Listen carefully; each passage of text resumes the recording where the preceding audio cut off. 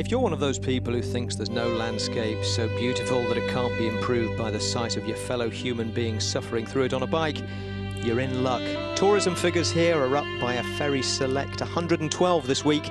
16 teams of 7 riders on a 5-day all-inclusive package of teeth-gritting effort and breathtaking scenery. It's the Tour of Ireland.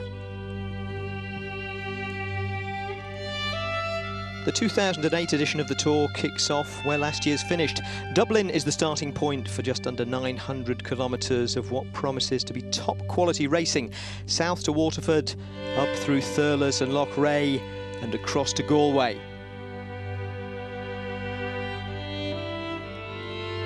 Then it's down to the spectacular coastline at Dingle, before a final stage on what might be the hardest stage from Killarney across to Cork.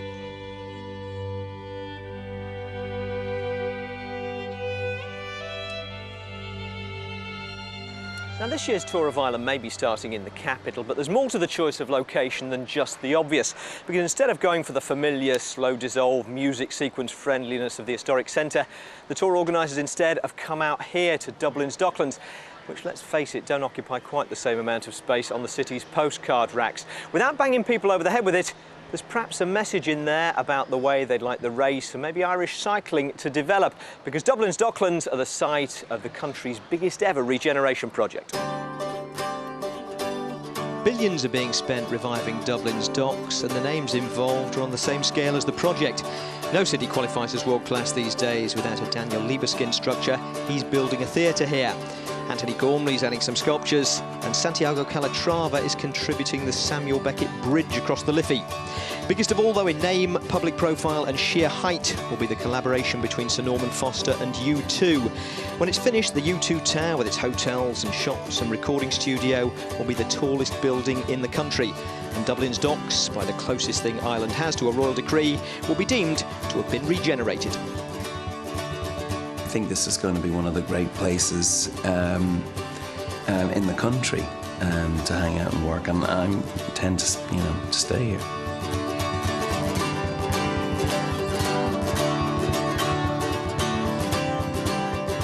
So there you go, Bono intends to stay, although he does reserve the right to keep his back catalogue elsewhere for tax purposes. But that's another story. If the Dublin Docklands are good enough for U2 and the cream of the world's architects, then they're good enough to launch this edition of the Tour of Ireland. And for a race in only its second year, it's got a very strong lineup.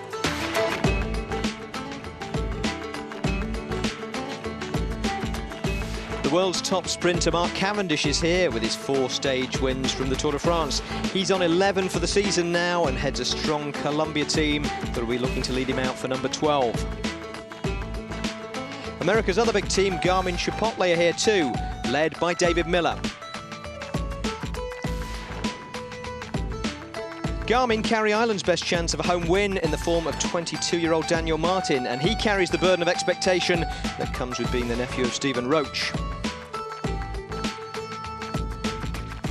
Ireland's other cycling great, Sean Kelly, has a team in the race, and they feature Paddy O'Brien, second behind Martin in the Irish National Championships this year. The Irish national team is led by the veteran David McCann,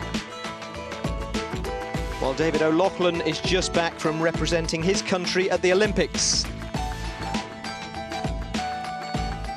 Keep an eye out too for Simon Clarke, perhaps the best of a very strong Australian under-23 national team. There you go, Dublin docks, about equal numbers of construction workers and riders today, and plenty of strength in the field apart from the men we've picked out. Mark Cavendish has men like Bernhard Eisel and Adam Hansen alongside him to help him look for the stage win. David George, just back from Beijing, captains the all-South African MTN Energade team. And Tinkoff have a mostly Italian lineup punctuated by a couple of Russians. So all set for the race start, short of the government seal of approval, which wasn't hard to get.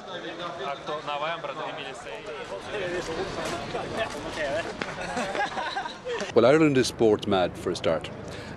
Cycling, as you know, I mean, has had a great history here. We've had the Stephen Roaches, the Sean Kellys, and indeed when I was growing up, the Gene Mangans from Kerry and so on. We're building on that, and indeed it showcases Ireland at its very, very best. You know, we're obviously anxious to promote Ireland as a destination for cycling tourism, and I've seen an awful lot of people coming here. We can't guarantee you sunshine, but we can guarantee you great scenery, challenging stages where you can cycle up the sides of mountains and down the other side and so on. We're anxious to return, I suppose, to the glory days when we can again be seen to have our riders winning stages of the Tour de France and other major tours, and indeed bringing back some medals from the London Olympics in 2012. So one last look at the Liffey while the Minister repositioned himself for the ceremonials. And once the flag dropped, they were off. A neutralised zone as far as Dundrum, home of Ireland's great Tour de France winner Stephen Roach.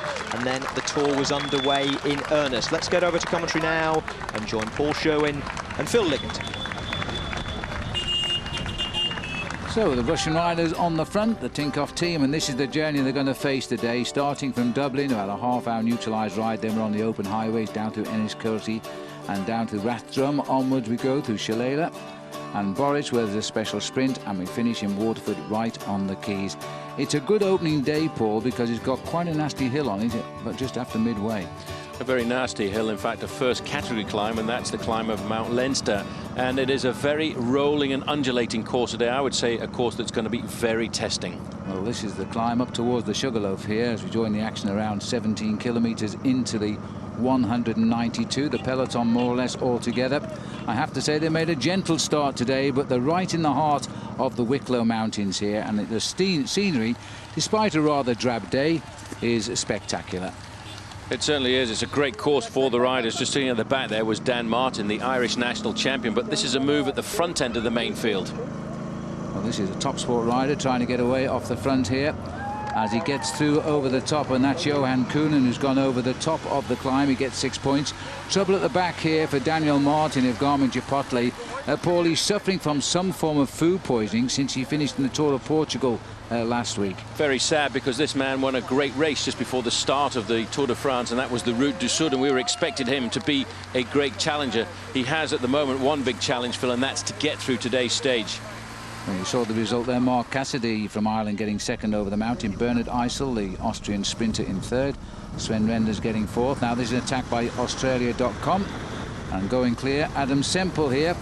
Well, this is a race here. They came here for the first time last year in the opening tour of Ireland, and they performed very, very well, particularly with Wesley Salzberger. And now it's Semple who's opening up the attacks of the day.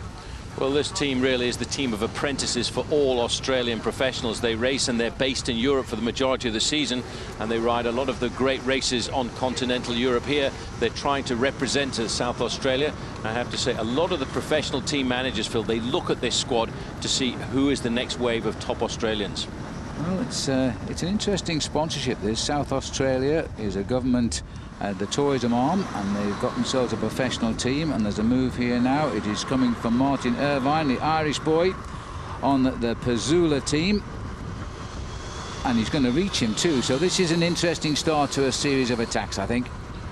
Well, this early part of the course, Phil, I have to say, does lend itself to attacking style of racing. You can see we're in a fairly wooded area, and the roads are very undulating, and it brings to mind the old adage in professional cycling, out of sight and out of mind. If a small group of riders can form at the front end of a race like this, they may well be given a certain amount of freedom. Looking at Irvine there, number 157, he looks like an extremely strong rider from the flatlands. Just in the distance there, you could see the main field. They've not given them that much of an advantage just now.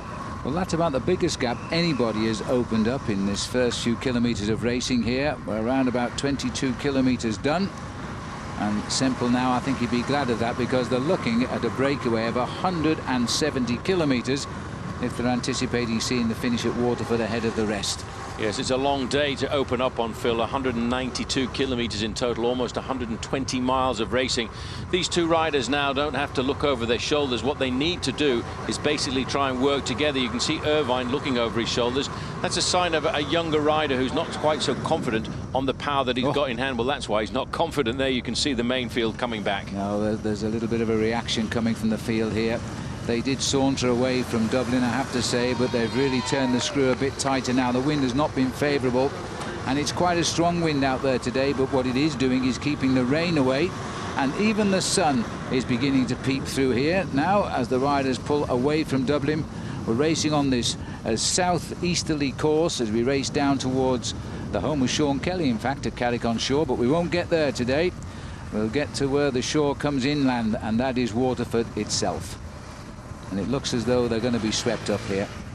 Well, I'm just looking to see who's doing the main pacemaking on the front end of the peloton, because everybody realizes this is a testing course, and I think once this group comes back together, Phil, we'll see the attacks continue, because I feel today that the best way for the main field to handle a stage like this is to allow a breakaway to go clear.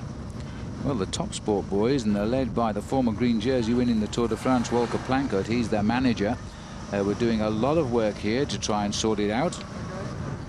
Move coming on the right-hand side of the road, trying to set themselves up, and this could be a move, Phil, for the next sprint point of the day. Yes, so they're racing here into this first on-post sprint of the day, and look at that, Mark Cavendish sweeping up there, just taking a few points at the sprint point. There's two riders just ahead of him there, Christophe Mbola. Cavendish getting a 1 second time bonus though.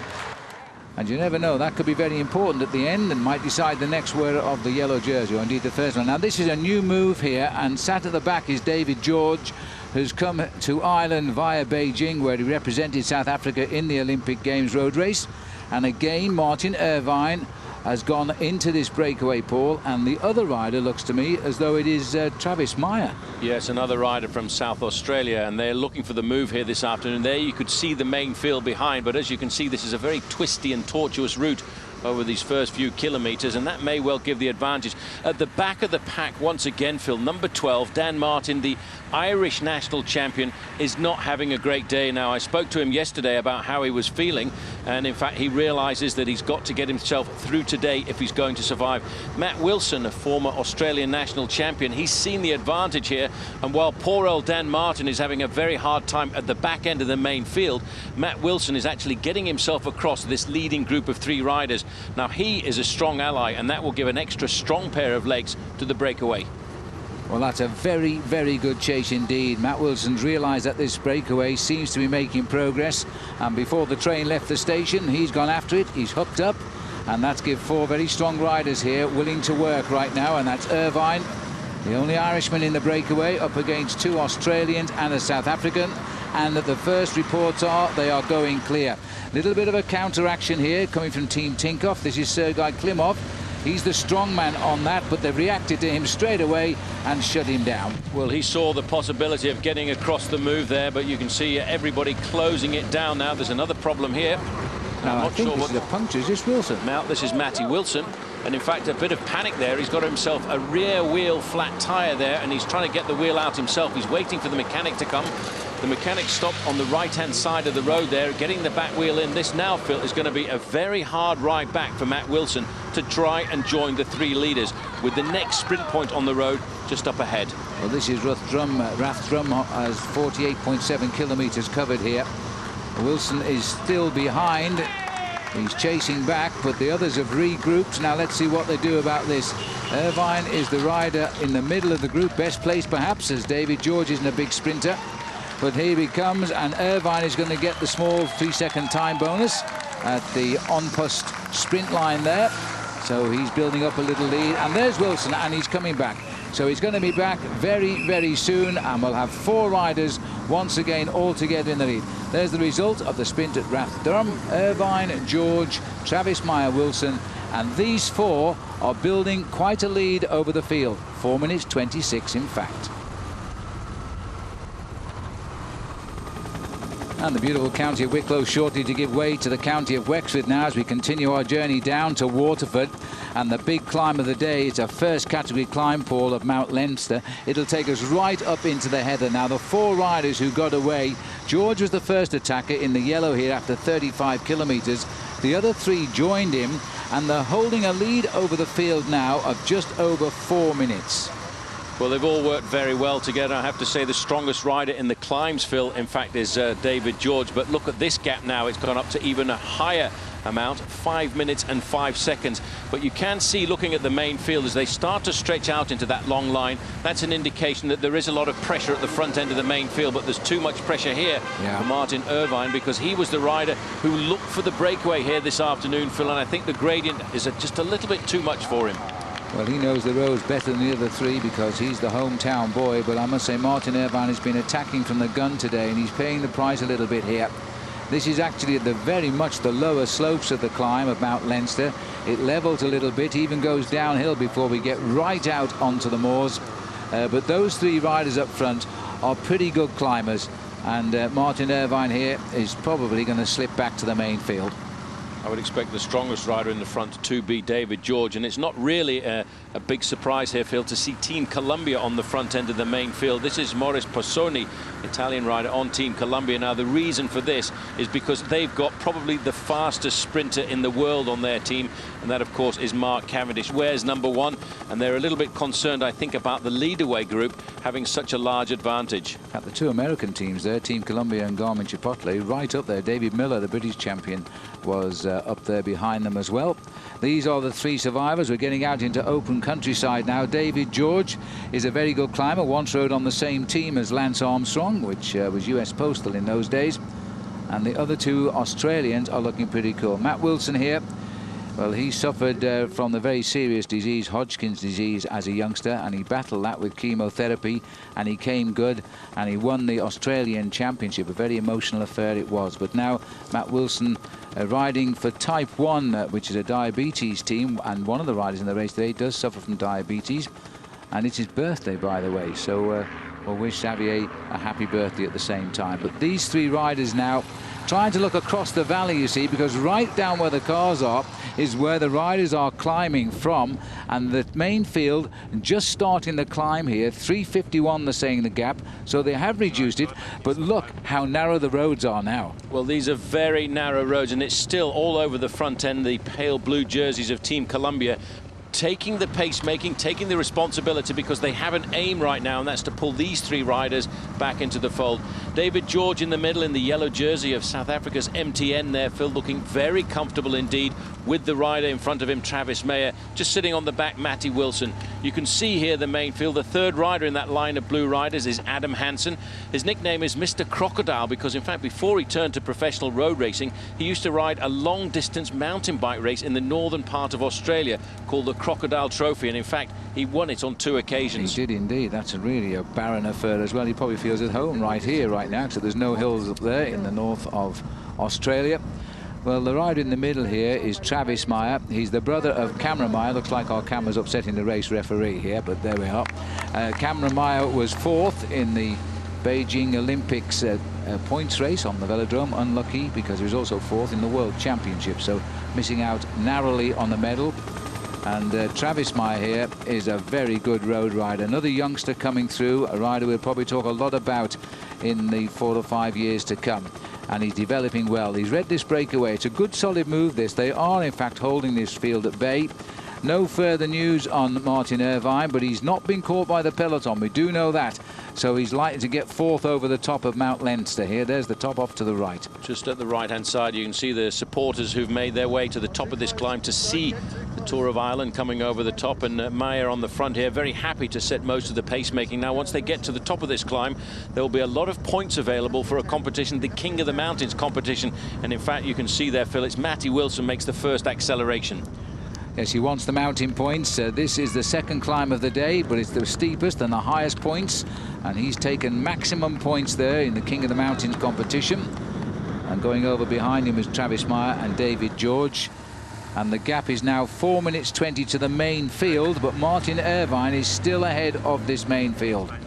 Irvine is caught in no man's land. That's the big sprinter on the front, Bernard Eisel, and he's the man who theoretically would be the lead-out man for Mark Cavendish if it comes down towards a sprint at the end. But I think Bernard Eisel is leaving a lot of his energy on the road this afternoon to try and pull these three riders back.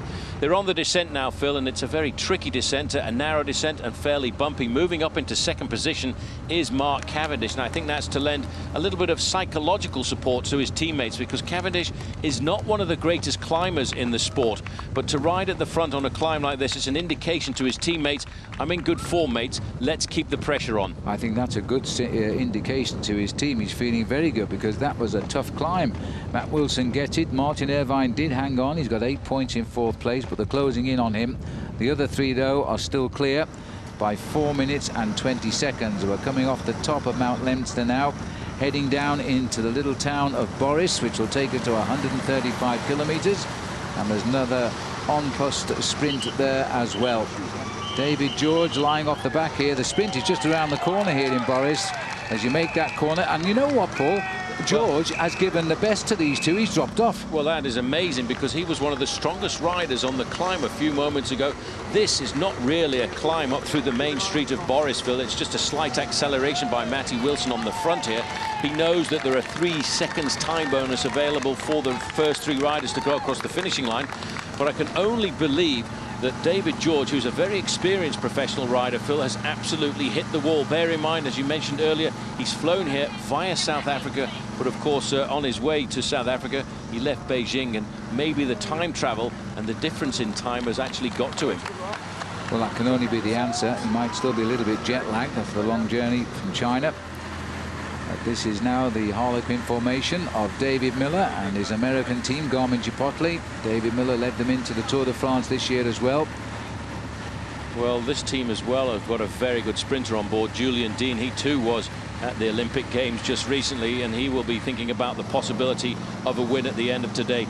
Now caught in no man's land. You can't see into his eyes, but I'm sure if you could, they would tell us the story that this man has hit the wall. Yeah. Maybe he wasn't feeding himself properly, maybe he wasn't keeping the energy levels up, but he really is suffering here, Phil, and he's going to very shortly, I think, get picked up by the main field. Still in no man's land is Martin Irvine at Petzler Racing, and in fact he's back in the main field.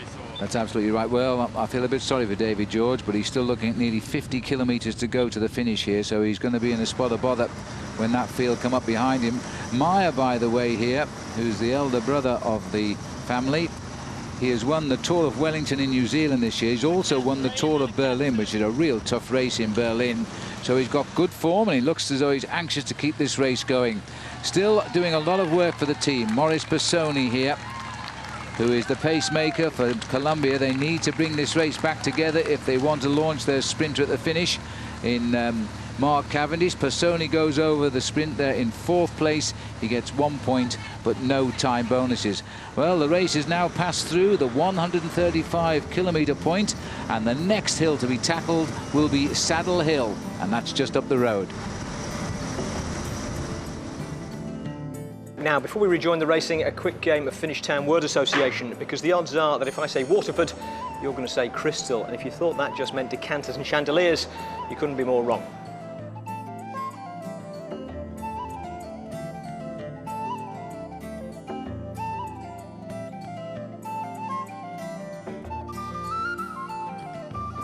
And once you've gone to all that trouble, you might as well have a crystal grandfather clock to chime the new year in. There are all sorts of bespoke pieces here at Waterford's. Oversized champagne glasses save all that tedious refilling during dinner, crystal harps, but the speciality here at Waterford is sports trophies. Whether it's Tiger Woods at Pebble Beach, Serena Williams in Miami, or Formula One in France, pretty much any major sport that doesn't go in for a tin pot puts in an order for something weighty from the Waterford range. Although I say range, these are all one-off designs, and of course it's pretty much obligatory for homegrown events to have one. Here's this year's Irish Derby Trophy. So no prizes for guessing what all this has been leading up to. Here it is, a beautiful one-off, the custom-made 2008 Tour of Ireland Winners' Trophy. A word of warning, though, to whichever lucky rider eventually lifts this in Cork on Sunday. Cracks in glass, according to the helpful press pack put together by the PR department here, travel at nearly 5,000 kilometres an hour. All right, that's it from the Waterford Crystal Factory. Let's get back out on the road and rejoin the racing. Well, racing for a nice piece of crystal will be the winner of today's stage, and here we are with the two survivors of that four-man breakaway now as we come into Innistig, and this is a very nasty little climb. It's only been given a second category ranking, but it is certainly the steepest climb of the day. Just wait till these riders get around the corner. You'll get a chance to see just how steep this climb is. On the front, it's Mayer of South Australia in the second position. Another Australian, Matt Wilson there. The gap, Phil, I have to say, they've extended once again up to 4 minutes and 21 seconds. The main field now must be starting to wonder how strong these two Australians are. And if you look up the road, well, this is going to test just exactly how strong they are, because this is a brute of a climb. Well, the last check we got on the bunch, it was just over 3 minutes, 3 minutes 18 seconds. Here they are, still under control of Team Columbia from the United States. They're a team out of San Luis Obispo, back in California on the west coast of America. Now, over the top of Saddle Hill, Matt Wilson was first again there at 119 kilometres, and then again at 147. So he's getting a nice little collection of mountain points here. And I don't think his teammate, or not his teammate, but his countryman, Travis Meyer, will challenge him up here either. With the Irish flags flying, a nice crowd here. We're still on the basic lower slopes of this climb, but it's keeping these boys out of the saddle now. Now, whereas Meyer wanders at the European race circuit, Matthew Wilson at the back here, he races for Team Type 1 in the United States, where he's done most of his racing this year. He's had some very good wins. What's interesting when you look at a lot of the Australians on the front here, Travis Meyer, like many of the Australians on the international circuit, Phil, they've got a great background in track cycling. The Australians for many years have dominated track cycling, while we go to the bottom of the climb for the main field. Another team lending a hand. This is Group Navigari on the front. Now, the reason they're coming forward to help the pacemaking is because they've also got a very fast sprinter, and that's Ruben Bongiorno. He will be trying to get himself over the top of this climb, because he's not one of the greatest climbers in the sport of professional cycling. As you can see, a number of teams now are starting to feel that they've got to put the pressure on if they want to pull back those two leaders. Well, the top sport team, these riders in the blue and yellow, have put four riders have come to the front here, so they fancy their chances on the hills.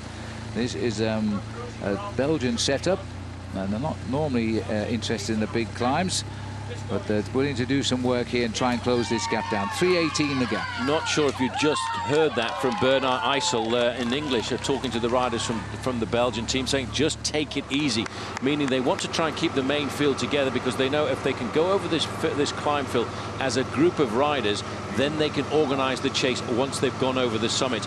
The two leaders now are starting to weaken a fraction. You can see Meyer bobbing his shoulders a little bit. That's looking for a little bit more energy to try and keep those gears ticking over. These riders got into this breakaway early on in the race, and their hopes of survival are getting over the top of this climb with still about a 3 or 4 minute advantage. Once they get over the top, they've got 36 kilometres to the finish. It's not all downhill by any manner of means, but once they get off these very narrow roads, they'll swing onto the main N25, which will take them into Waterford, over the bridge and up the Keys for the big finish. It's still a long way ahead when they're commanding a lead at just over 3 minutes, but they don't look to be that tired. Yes, Meyer is suffering, you can tell by his face.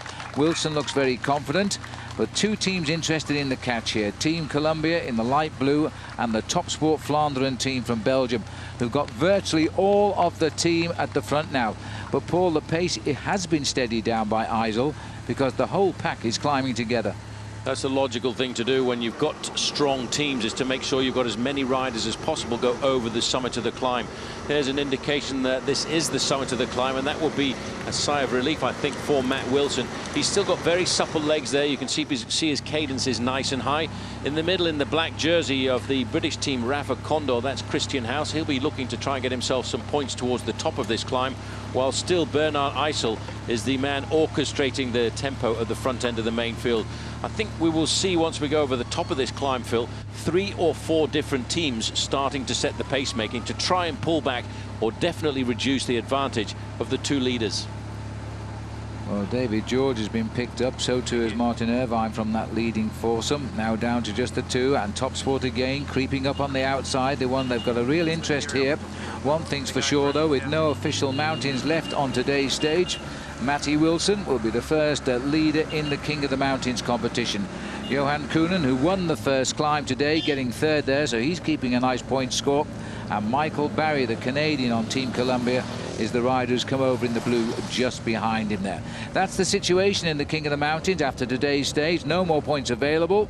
Matt Wilson will pull on the leader's red jersey in that competition for tomorrow. He's got himself amassed 31 points. These two riders have only one other interest now, and as they come up to 25 kilometers to go, the field behind are closing in.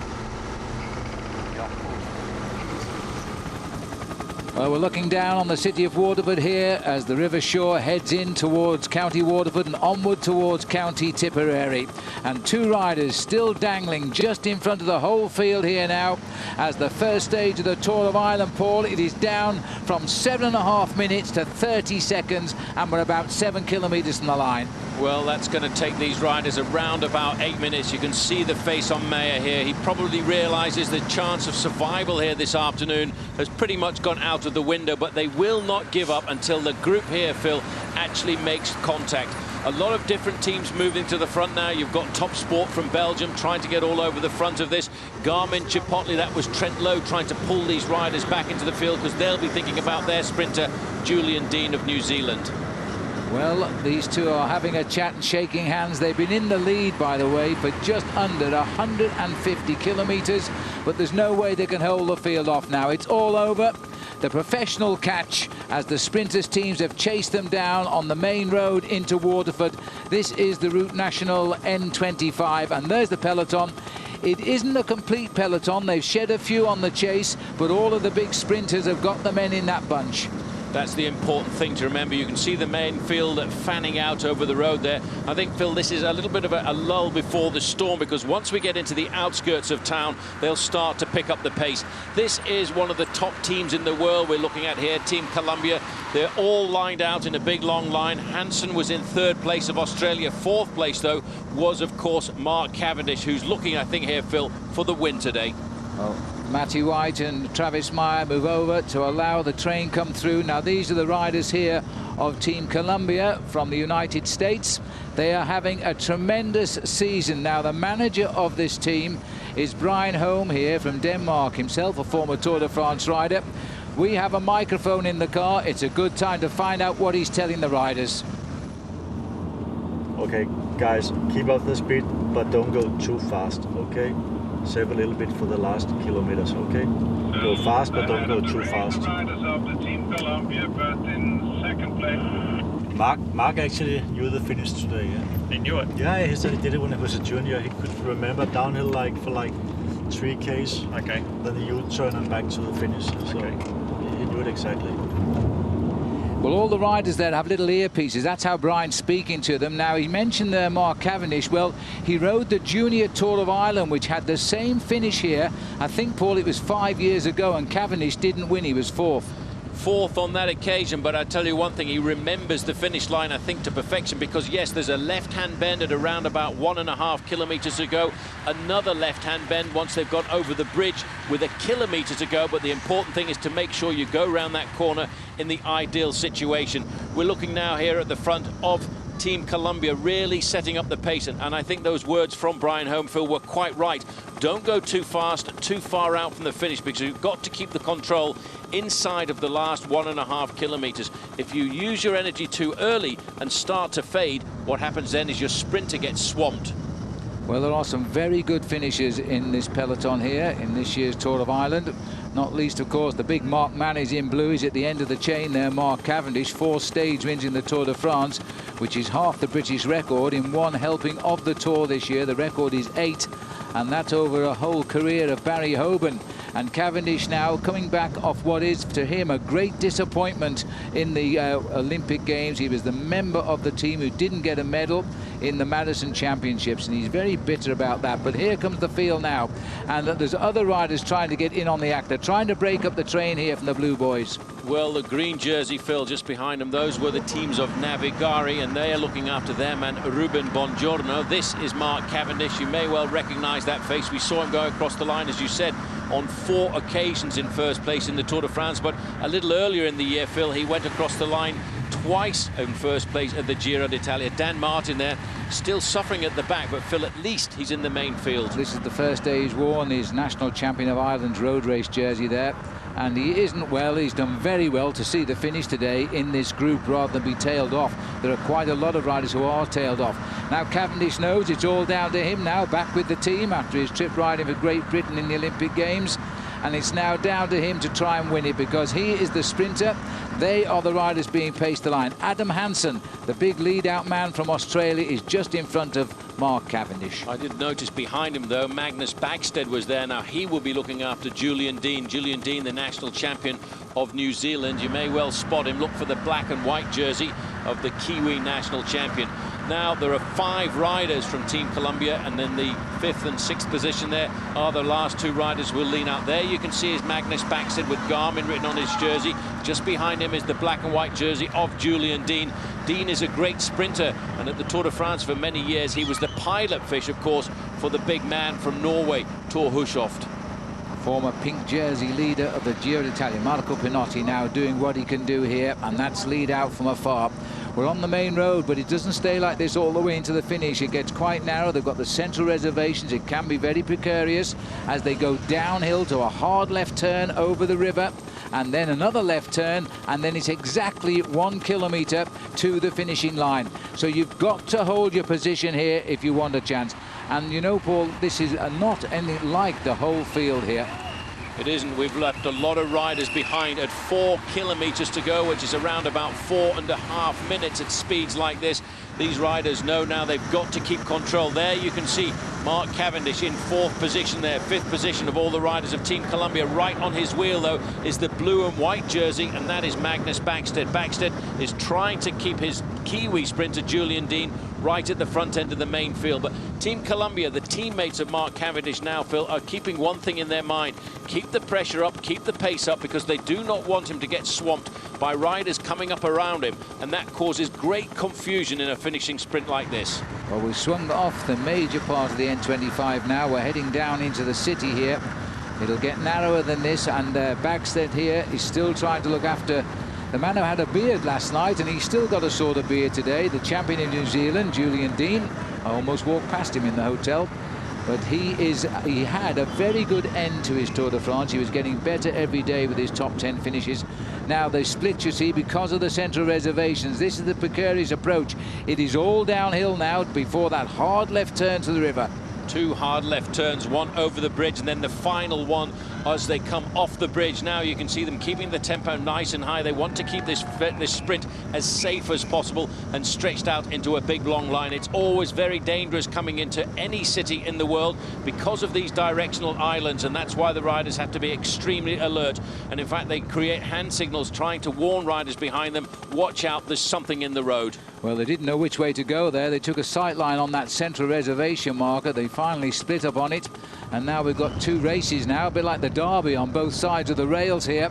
They'll come together at the end of this reservation, but it's hard work for the boys on the left, and Columbia are right to guide Cavendish on this right. This is the faster way.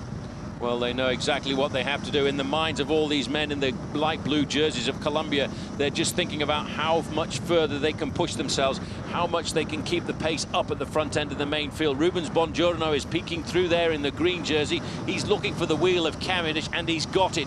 This is the battle that goes on with the sprinters. When you want to win a sprint, you find out who the fastest guy in the sprint is in the main field, and you try and lock yourself onto his wheel. And if you can, you come out of the slipstream, just like you do in Formula One car racing. Well, from the helicopter here, you get some idea of the speed of these riders now. They're probably riding around 65 towards 70 kilometers an hour. And they've got to break down from that as they turn left across the shore, and then left again for the last kilometre, which actually is a superb straight for a sprinter. And they've got the advantage here, and Team Columbia are taking them over the bridge. There'll be another left turn. There's a lot of sprinters lost position there, but Cavendish hasn't. He's still locked into his team. There's the kilometre banner. The white banner there when they make the next left-hand bend will be 1,000 metres to go to the finish, and from that corner, Phil, they can actually see the finish line. Still Columbia very much in control. In 4th position now, Mark Cavendish is there waiting for his moment to make the move. His teammates, you can see them all over their machines now. A man has just swung across there to leave it up to the last 2 men of Team Columbia to keep the pace nice and high, to try and set up the sprint for their man Mark Cavendish, but their sprinters feel all of the other sprinters are queuing up in his wheel. They're all trying to sit on Mark Cavendish. You will not come round Cavendish. You've got to hit him before. Backstead trying to take Julian Dean through. Puts his head down now. Watch the left of our picture. The final lead out by Adam Hansen. Cavendish is tucked right in there, but he's there. Now he isn't. He's out. And it's time to fire the missile. He looks across the view, challenging him. Boy, Jean-Paul Van Poppelson is up there, but Cavendish is eating them alive. Dean is going to get second, but he was never going to get alongside Mark Cavendish. Mark Cavendish has won the stage, and he's opened up this Tour of Ireland with a win, which is what he didn't do as a junior. Just look at the speed of this man. I don't think anybody's got the answer here to legs like that. Was there a time when you thought the breakaway was going to stay away? No. We had it under control. We were riding with Garmin, and then more teams were riding at the end. We were strong enough to keep it, you know. We didn't really want to keep it for the sprint. We just wanted to control it for GC. But as it happened, it came down to the sprint, and yeah, I was able to finish it off. You know, the lads rode full gas the last 20k, and no one could come around us at the end, so that was really good. A frustrating Olympics for you, really. A long wait for the Madison and then nothing to show for it at the end. Is it nice to get back out on the road? It's hard, really, you know. My form's not so good. My head's a little bit gone. I'm a little bit depressed after the Olympics, you know. Obviously, I finished the tour early. Took a lot of time out to prepare for that. And to sit there and then come away with ninth, I was majorly bitter about it, you know. So, you know, it's nice to come back, race with the guys again, you know. Such a superb team, such a superb bunch of guys. I was so happy to get back and ride with them, and we're back to our winning ways. And here's the way he won. Cavendish from Garmin's Kiwi, Julian Dean in second, then Norway's Alexander Kristoff and Boy Van Poppel of the Netherlands. Belgium's Kurt Schroeder split the British brothers and rival team leaders Dean and Russell Downing. Of the other names we're keeping an eye on, Ireland's Dan Martin finished safely in the bunch on the same time as the winner. Australia's Matt Wilson was in there too, having been out front for most of the day, but there were big time gaps, few bigger, and for the man who started the breakaway, David George, eventually rolled in nearly 25 minutes down. Well, take out his unhappy two-week track holiday in Beijing, and it's been uninterrupted success for Mark Cavendish. Competitive win number 12, one better than last season. And this being stage one, it gives him the race lead, with the order across the line in Waterford providing the rest of the top places. Now, this is one thing Mark Cavendish didn't manage in France, a stage win that gained him the yellow jersey. In all other respects, it might as well have been July. Mark Cavendish coming across the line in first place. It could have been Waterford Sul de Loire. Well, it was just fantastic to see it. I mean, he is now one of the great riders in the Tours, any of the Tours, and after his performance in the Tour de France, fantastic for the Tour of Ireland to see a big name like that. It's almost like a seal of approval if you needed one. Absolutely, and as you can see, the city is in the blue and white for our hurling final, so the right colours came over the line as well. A little did I think, looking at Mark a couple of weeks ago back in Beijing, I'd be seeing him here on the streets of Waterford, so fantastic organisation for the Tour, fabulous start. And how much does the Tour mean to Ireland?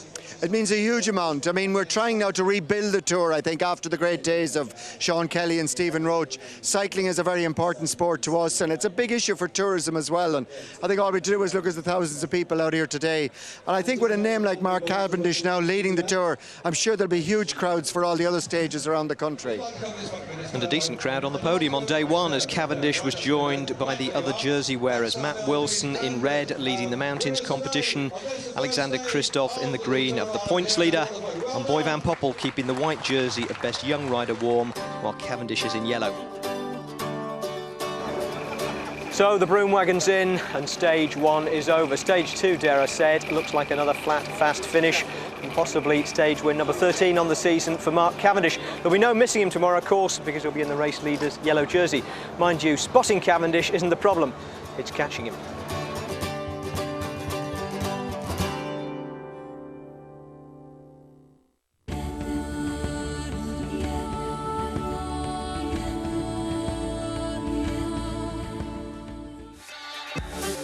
So, win number 12 of the season for Mark Cavendish, and yellow jersey number 1 of the Tour of Ireland, a jersey that's not going to be easy to get off him. Yeah, already thinking about tomorrow, really, you know, I've got yellow jersey to defend. I don't think I can defend it defend it to the end, but I can defend the next couple of days anyway. Again, good ride today, guys. It's about getting back to business, getting back to doing my job. You know, my job isn't riding Beijing. My job is to ride professionally on the road. So I've got to get back to that, and yeah, what a way to get back to it. Well, we've got the benefit of an expert opinion on Mark Cavendish here at the start. Irish great Sean Kelly. Sean, he looks unstoppable. Yes, well, he's proved it right through this year. In the beginning, of course, in the Tour of Italy, winning magnificent sprints, but there was always that little question mark. Tour of France, finishes are different, much more contested, but he proved it in big style, winning 4 stages. And just the question is, how far is he going to go from here? How many stages in the Tour of France, in the big races, and also in the big classics? I think he's a rider capable of doing something in the future years. What about this race? He says he's not interested in the overall, he just wants stages, which is all a sprinter's really interested in anyway. But if he keeps winning stages, he might end up winning the race. Well, I think it will be difficult as you go further into the race. The final 2 days, Saturday and Sunday, are going to be difficult for Mark. He's had a very difficult season. I think he's also a little bit tired. We see that yesterday, he was struggling a bit, and normally he would be able to stay in that leading group without any difficulty. So, I think, the team are going to play a number of cards within the Columbia team, and that's something in this race, end of season, a lot of teams are in the same situation. Now, what about seeing a race like this return to Ireland? You obviously knew the Nissan Classic. There's been a big gap. Tour of Ireland came back last year. It must hearten you to see it. Yes, well, it's magnificent to see it back, and last year, back on the road for the first time after many years off. It's great to see it, and it was a very good event last year. The crowds turned out, and this year it's growing again. You could see that yesterday in the first stage finish in Waterford, and I think it's going to go from strength to strength. And when you get teams like we've got here, some of the best teams in the world, that's very important, and I think it's a race that we'll see for many years to come. And you've got your own team, of course, based in Belgium, but bringing on a lot of Irish talent. Yes, well, we've got the academy, which has been there for 5 years, and from that we started the team 3 years ago, and it's a sort of stepping stone. It's a second division team as such, so it's a feeder team, and hopefully the riders, if they've got the talent, we're giving them a very good programme. They can go on to be and get into bigger teams. Now, you know these roads better than anybody. What do you make of today's stage? 158 kilometres here from Thurles to Loughrea. Well, today is probably one of the easier stages when we go on from the stage into Loughrea today. I think it gets more difficult the following 3 days. But this race, it's a very difficult race to predict, because I think the big teams, if they have a man in the break, they might allow it to go on, and that's something you have to be careful of, to be in the break. We see it last year on the first day. It was decided on that stage. I think we could see it again today, and today is definitely a dangerous day for a breakaway 8-10 riders, and it could be the general classement tied up. And if there's no breakaway, can anybody beat Cavendish? Difficult to see anybody beating Cavendish. He's got a team around him. We see it yesterday. He had 3 or 4 guys, taking him into that final 150 metres. On his own, he's majorly difficult to beat. But when you've got a few riders about him, I think impossible to beat in the finishes here. The stage is not going to be difficult enough to really test him. So I cannot see anybody in a bunch sprint taking him on. All right, a breakaway or a Cavendish win. Let's get on with the racing. After the local pipers made sure everyone's fully awake, that is. Now, the good news for local hopes was that the Irish champion Daniel Martin, struggling as he is with some kind of bug, nonetheless signed on this morning, along with his team leader David Miller. It's not as simple as just signing on for Mark Cavendish, though. Being race leader brings with it all kinds of protocol obligations. Some he's perfectly amenable to, some he's not, like requests for interviews just as he's about to get on his bike and start his day's work. So, Cav's fully concentrated on the task at hand, that's good news. There's a fine drivel over Thurles to start the stage, but Sean Kelly has personally guaranteed sun for later. Let's join commentary with Phil Liggett and Paul Sherwin. Thanks, Gary. Well, there are 108 riders surviving on this second day of the Tour of Ireland. Mark Cavendish is best of them all, just a 4-second overall lead. That could change on the long road today from Thurles down to Loughrea. Little bit of drizzle in the air at the moment, but the forecast for the rest of the day is getting better. Difficult testing day once again for the riders. Phil, very narrow in a number of parts. Mark Cavendish in the middle there, looking quite resplendent in his yellow jersey. His lead-out man over on the right-hand side, Bernard Eisel, a study there of the front wheel. There's the Irish national champion, Dan Martin. In fact, the nephew of Stephen Roche, who won the Tour de France, Tour of Italy, and the World Championships in the same year back in 1987. Tough day for Dan Martin yesterday. He's suffering from some form of intestinal virus. Well, he got through it. Let's hope he gets through this one. There's the route for you. 2 early third category climbs. That clears the hills for the day as we run down to flatter parts when we get down to Loughrea, and immediately, and not surprisingly, attacks from the gun here. And it looks like we've got 6 riders trying to get clear. Very rapid start here. We've got just tagging on the back there, Fredrik Eriksson of Team Petzula. They've got a slight gap over the front end of the main field. It has been a rapid start, but you can see the main field, Phil, are not giving out too many tickets at the moment. And there's a rider trying to get across here from Top Sport Vlaanderen, the Belgian team in the Tour of Ireland. And that's a very serious effort there. It looks to me like it might be Martin Neyens is getting across the gap, and he's made the gap, and the sun has come out at the same time. Now, the feature of the whole day of racing today is it's on these very narrow roads and going in a most direct route down towards Loughrea. But once we get there, they'll go out on a 16-kilometre finishing circuit to come back to the same finishing line that they will see with those 16 kilometres to go. And this looks like an MTN Energade rider coming across from South Africa. Very difficult to get away early on, Phil, because in fact the riders starting the day with a bit of a headwind, but once they get out a little bit further on to around about 30 kilometres, they'll pick up a tailwind and the race will start to get a bit faster. That looks like the South African rider Kevin Evans trying to get onto the back of this group. We're now looking at a 6-7 man group starting to form at the front end of the main field. Well, this is the sort of group you want in these early stages, because a long way to go. You need a few pairs of legs to keep you there. The first hill of the day will come at 28 kilometres, the climb of Mahaslev, and these boys trying to get there first. There's the full lineup for you. Sergei Klimov of Russia, Martin Neyens, we saw him come across, Stephen Gallagher, Kevin Evans, Thomas Rabu, Fredrik Eriksson is up there as well. So 7 riders clear and out of sight. Got themselves a reasonable gap here, and it's quite nice in a race like this, Phil, because it's nice and forested early on. It's protecting the riders from the headwind that they would have if it was open fields. The rider in the yellow jersey up to the front of this group is Sergei Klimov. He's actually coming back from Tigov Credit Systems. He in the past was a very good track rider, but now, as many of the top endurance track riders are doing, they're trying to convert themselves over to the road racing section of the sport. I guess that's where the money is, if they get to ride the Tour de France, of course. And just looking here at the back of the group now, Stephen Gallagher of Ireland for the On Post Sean Kelly team. And looking as though, although they are working together, that field is coming right back into play here. So we've got the field rejoining here, and that's going to put all 108 riders back in the field. Evans here, moving off the front. And they haven't really, this is Daniel Martin here. Looks though he's getting prepared to get rid of that racing cape from the Garmin Chipotle team.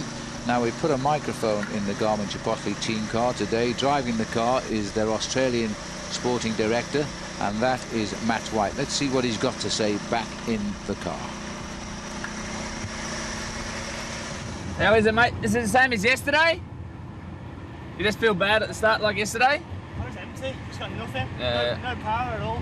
Okay. You see how it goes this next couple of Ks. If you get dropped, again, man, just stop, man.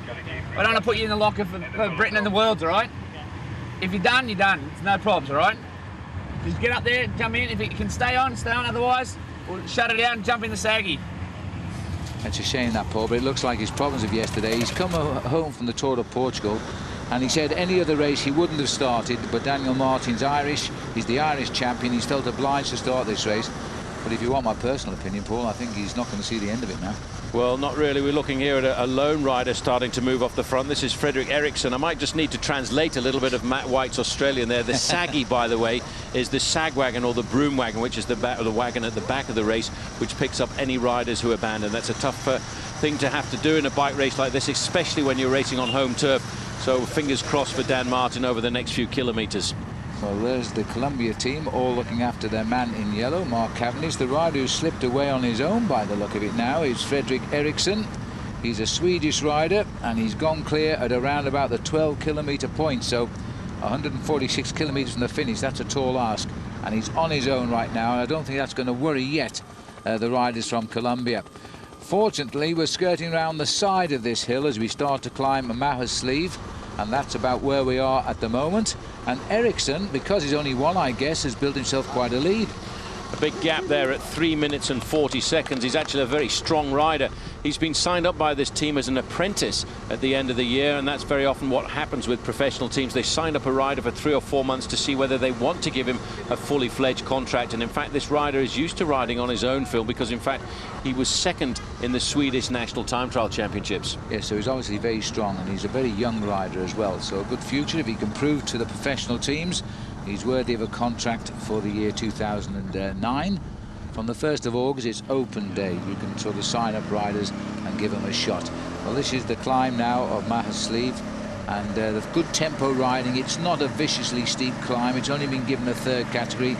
Bernhard Eisel here, the Austrian rider. He's normally a sprinter, but his part on Team Columbia these days seems to be a very good workhorse, or as we call them, domestique. You can actually see the speed of Team Columbia here. They really are turning out a very rapid tempo at the front end of the main field. Now, if you're sitting at the back end of that group field, you will be in all kinds of agony. This man, however, if he wants to win the day as a lone rider in front of a group like that, Frederik Ericsson, I think, needs to build himself up an advantage of between 7 and 10 minutes in the hope of surviving. Well, he's a new boy as far as professional road racing goes, and I'm sure he's aware of that, because these big bunches have a habit of chasing riders down as they run down towards the finish.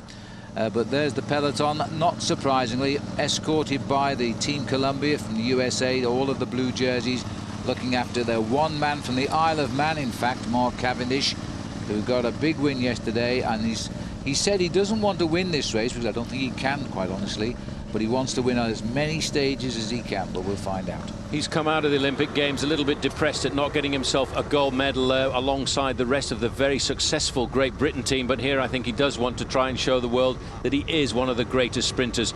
This is Frederik Ericsson now, Phil, coming to the top of this climb now, and he's going to have himself a very large advantage. And on the descent, I have to say, having seen the descent, I would be very happy to be riding on my own and not in the main field, because it's a very narrow and dangerous descent.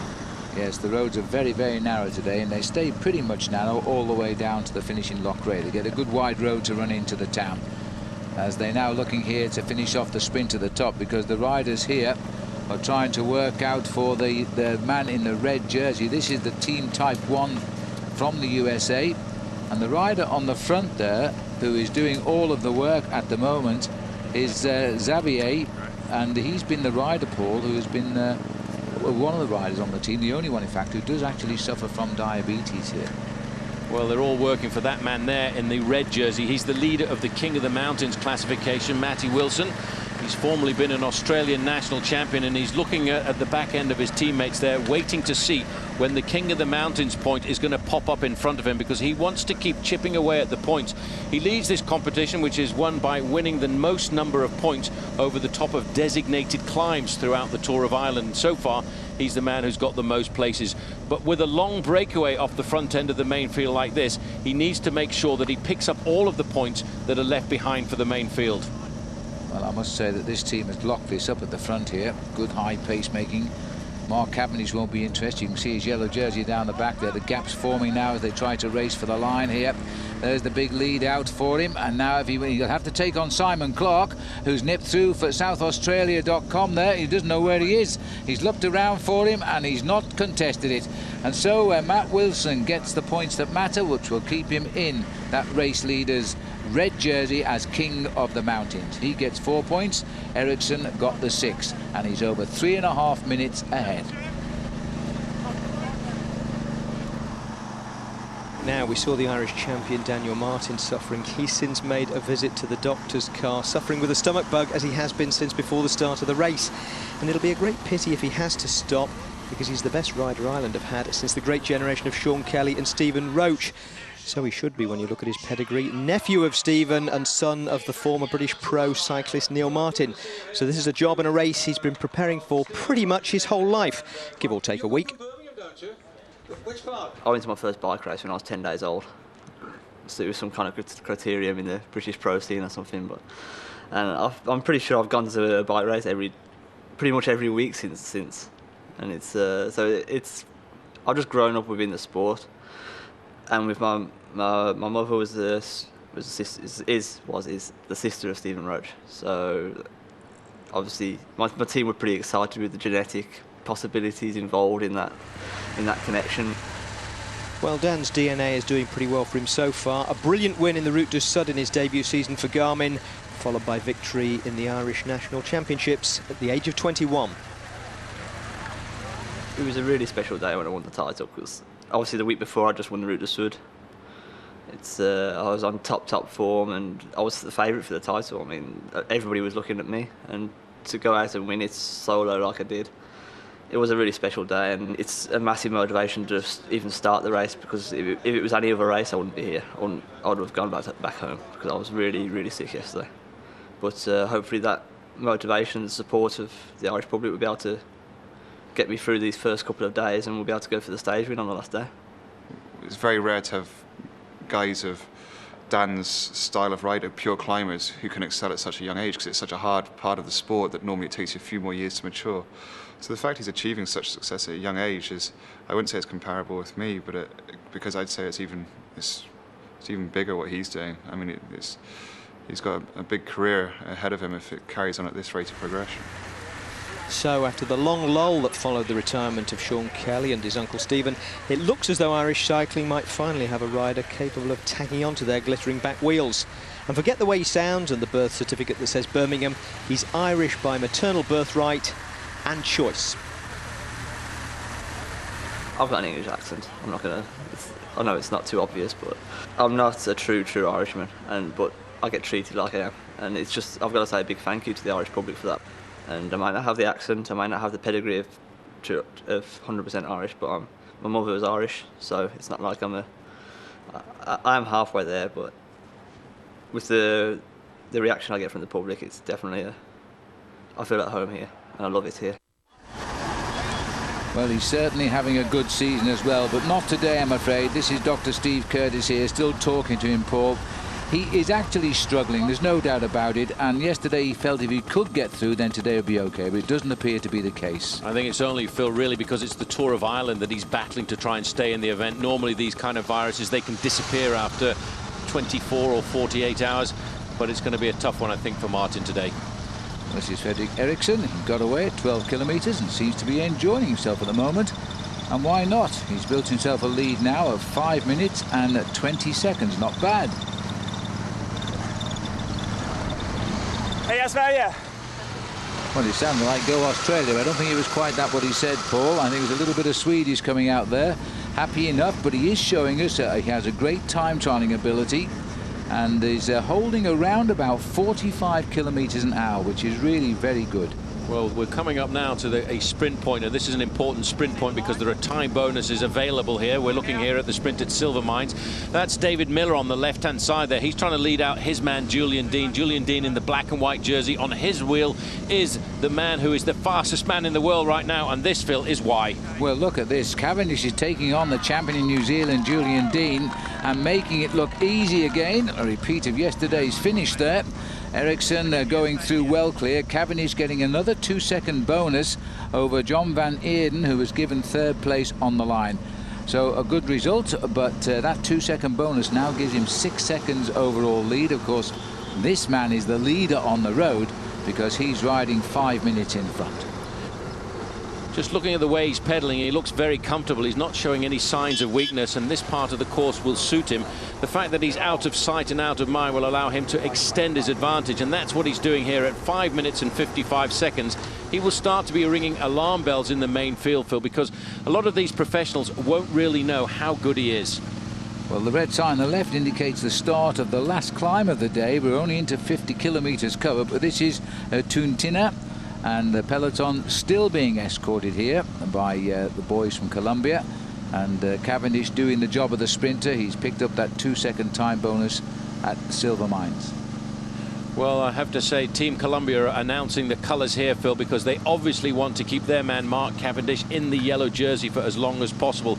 I don't really believe Mark Cavendish can win this race because the last 2 days of the Tour of Ireland are very difficult, and I'm not sure that Mark Cavendish can actually drag his body over St Patrick's Hill on the final day in Cork. That is going to be a very difficult finish to this bike race. Here you can see, though, the lone leader is still surviving. Fredrik Eriksson coming to the top of this climb. Again, he'll get maximum points on the day over the climb here, but the big battle is going to be a little bit further back in the main field. And that's where Dan Martin isn't right now. The champion of Ireland has slipped off the main field. It looks like he's searching for the doctor's card again there.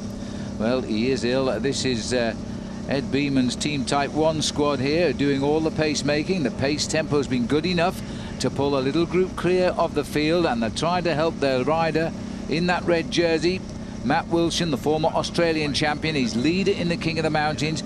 He was second and best of the rest on the first climb, and this is the last time he'll be called in today, so I guess another second place is on the cards. Well, right behind him, the yellow jerseys are on the shoulders of the riders from South Africa's MTN team, and that's David George. He was in the breakaway on day one, and he will be looking for points too to try and raise his level in that King of the Mountains classification. You can see what a small road this is, a very difficult road to organise a chase at the front end of the main field. I think the main field have given them their advantage because they know, I think, Phil, that these riders will sit up once they've gone past the top of the climb. Yes, it's a battle for the points. That backdrop looks very two-dimensional, doesn't it? As if somebody's holding up the mountains behind the riders as they come up the climb here. There's the lead out by the teammates, and that's Adapi Moises, I think, who's taken him up to the line, let him go through to get the points. So another good day for Matt Wilson. There's no more hills now on the road to Loughrea, and he's got himself all the points he needs in the bag to keep that red jersey at least until tomorrow, when we will start a race based on Galway. But no worries for Fredrik Eriksson at the moment from Sweden. He's got a very big lead over the main field, but news reaching us, though, that one man now is out of the race. Sadly, the national champion of Ireland, Dan Martin, has retired, but the race goes on.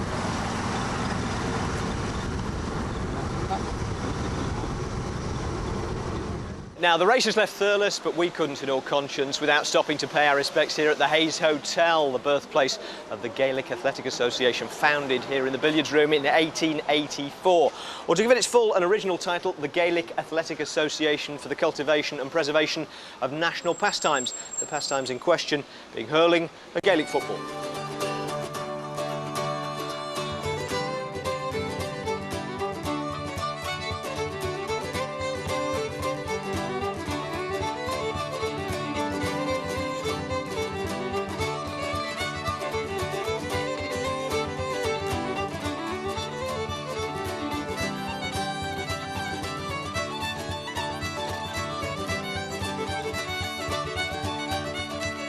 Hurling and football is so entrenched in the psyche of the Irish people that you know, it has no equal as a sport, because it's in every parish.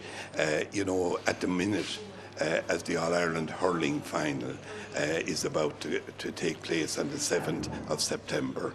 You have Waterford, who are appearing in their first final in 45 years, having defeated Tipperary in the semi-final by 2 points a few weeks ago. You sound like a bitter man saying that. Yes, well, I suppose whatever sadness that we had has vanished now, and we're looking forward, like everybody in Ireland is, to the final with the kingpins of modern day hurling, Kilkenny, and that promises to be a marvellous occasion. And every man, woman and child in Waterford and in Kilkenny will descend on Croke Park that day, where you'll have 80,000 people there supporting what we hope will be a marvellous occasion, marvellous Irish sporting occasion. There are a few things that popular that can hold out against the forces of commercialism. Could you ever see a day when hurling and Gaelic football became professional? Well, there's no room for professionalism in the GAA, because it's so much entwined in every facet of life, in the parishes of every in every county, that we wouldn't in any way be able to sustain professionalism and to defeat really what the GAA really stands for. So much part and parcel of every club and every county of Ireland. No, there's no room for professionalism in our sport. Well, there certainly is in cycling, and we're heading now to Loughrea, the Grey Lake there. Very good for fine trout fishing, by the way, as we're now heading down to what would be, once we're through the town, a 16-kilometre circuit, taking us back to the same finishing line, which Ericsson is now looking for here, because he still has a lead, Paul, and he's been out front since the 12th kilometre. Well, his lead from a maximum of 5 minutes and 50 seconds is now starting to crumble to a minute and 20 seconds. And I think the sad thing for this young man, Phil, is he's got a lap to go of 16 kilometres or 10 miles of racing, and still all over the front end of the main field. It's pretty much the same team, the pale blue jerseys of Team Columbia, trying to pull that man back to set something up for Mark Cavendish at the end. Well, they're the workhorses. Let's go back to Portumna, because this is where they pass through at the end of 109 kilometres. An important sprint for Julian Dean here. He was best of the rest behind Ericsson, so he got himself 2-second time bonus. Christoph in the green jersey got 1, and Mark Cavendish there got no seconds. He was only 4th. So that's an interesting result. Now, it's all about these small sprints. There's one more to come, and let's find out what Matt White has got to say there to his team. Alright guys, in under 10 kilometres we're coming up to the 3rd and final sprint of the day. These bonuses are much easier to get than the bonuses at the finish. Julian's in 2nd overall behind Cavendish, so let's look for these time bonuses on the first time across the finish line. And then we have a 16-kilometre circuit, nothing too technical. And the last kilometre is dead straight running, guys. It's dead straight, fast run into the finish today. Well, he's referring there to Julian Dean, of course, Paul. He's done well. He's got that 2-second. He's going to hold on to 2nd place overall, but he'd like to win this race and get himself that yellow jersey off Cavendish. And Matt White was absolutely right, Phil, because in fact it's a lot easier to get time bonuses at the intermediate sprint points, because there are a lot more sprinters going for the final sprint at the end of the race. Here, though, we're looking at the lone leader going through the kilometre kite, which indicates a kilometre to the finish line. But sadly for him, that indicates 17 kilometres to the actual finish, because he's got that one lap of 16 kilometres still to do. And they're closing in now, because every time we hear Radio Tour, the time checks are coming down. And you can bet your life it's all being done by Team Columbia to try and end the breakaway here. He's been in the front for just over 3 hours now, Fredrik Ericsson from Sweden. And this is his first really big professional race, because he's on trial to see if he's good enough to make the grade. Well, I think he's demonstrated today that he most certainly is, because he's been out on his own, and at one stage, as Paul said, he's held almost a 6-minute advantage. He gets a chance to look what the finish will be like in about 20 minutes time, but I don't think he'll be in front by himself then. Well, it's a good point you raised there, Phil, because the important thing about making a breakaway like this for a young rider is all of a sudden the team managers will sit up and say, yes, this guy is extremely strong. We can bring him into our squad and maybe develop something and bring him into one of the top professional teams like the teams we're looking at here. You've got Team Columbia all over the front, but look at the move on the right-hand side. That is Garmin Chipotlin. That's the team of Julian Dean, and Dean was right in the slipstream of his teammates. Well, they've all been listening to what Matt White has been telling them. Get the sprint bonus before the big sprint to the finish. This is the final lead out now from the Swedish rider Magnus Backstedt, the only Swede to have won a stage of the Tour de France.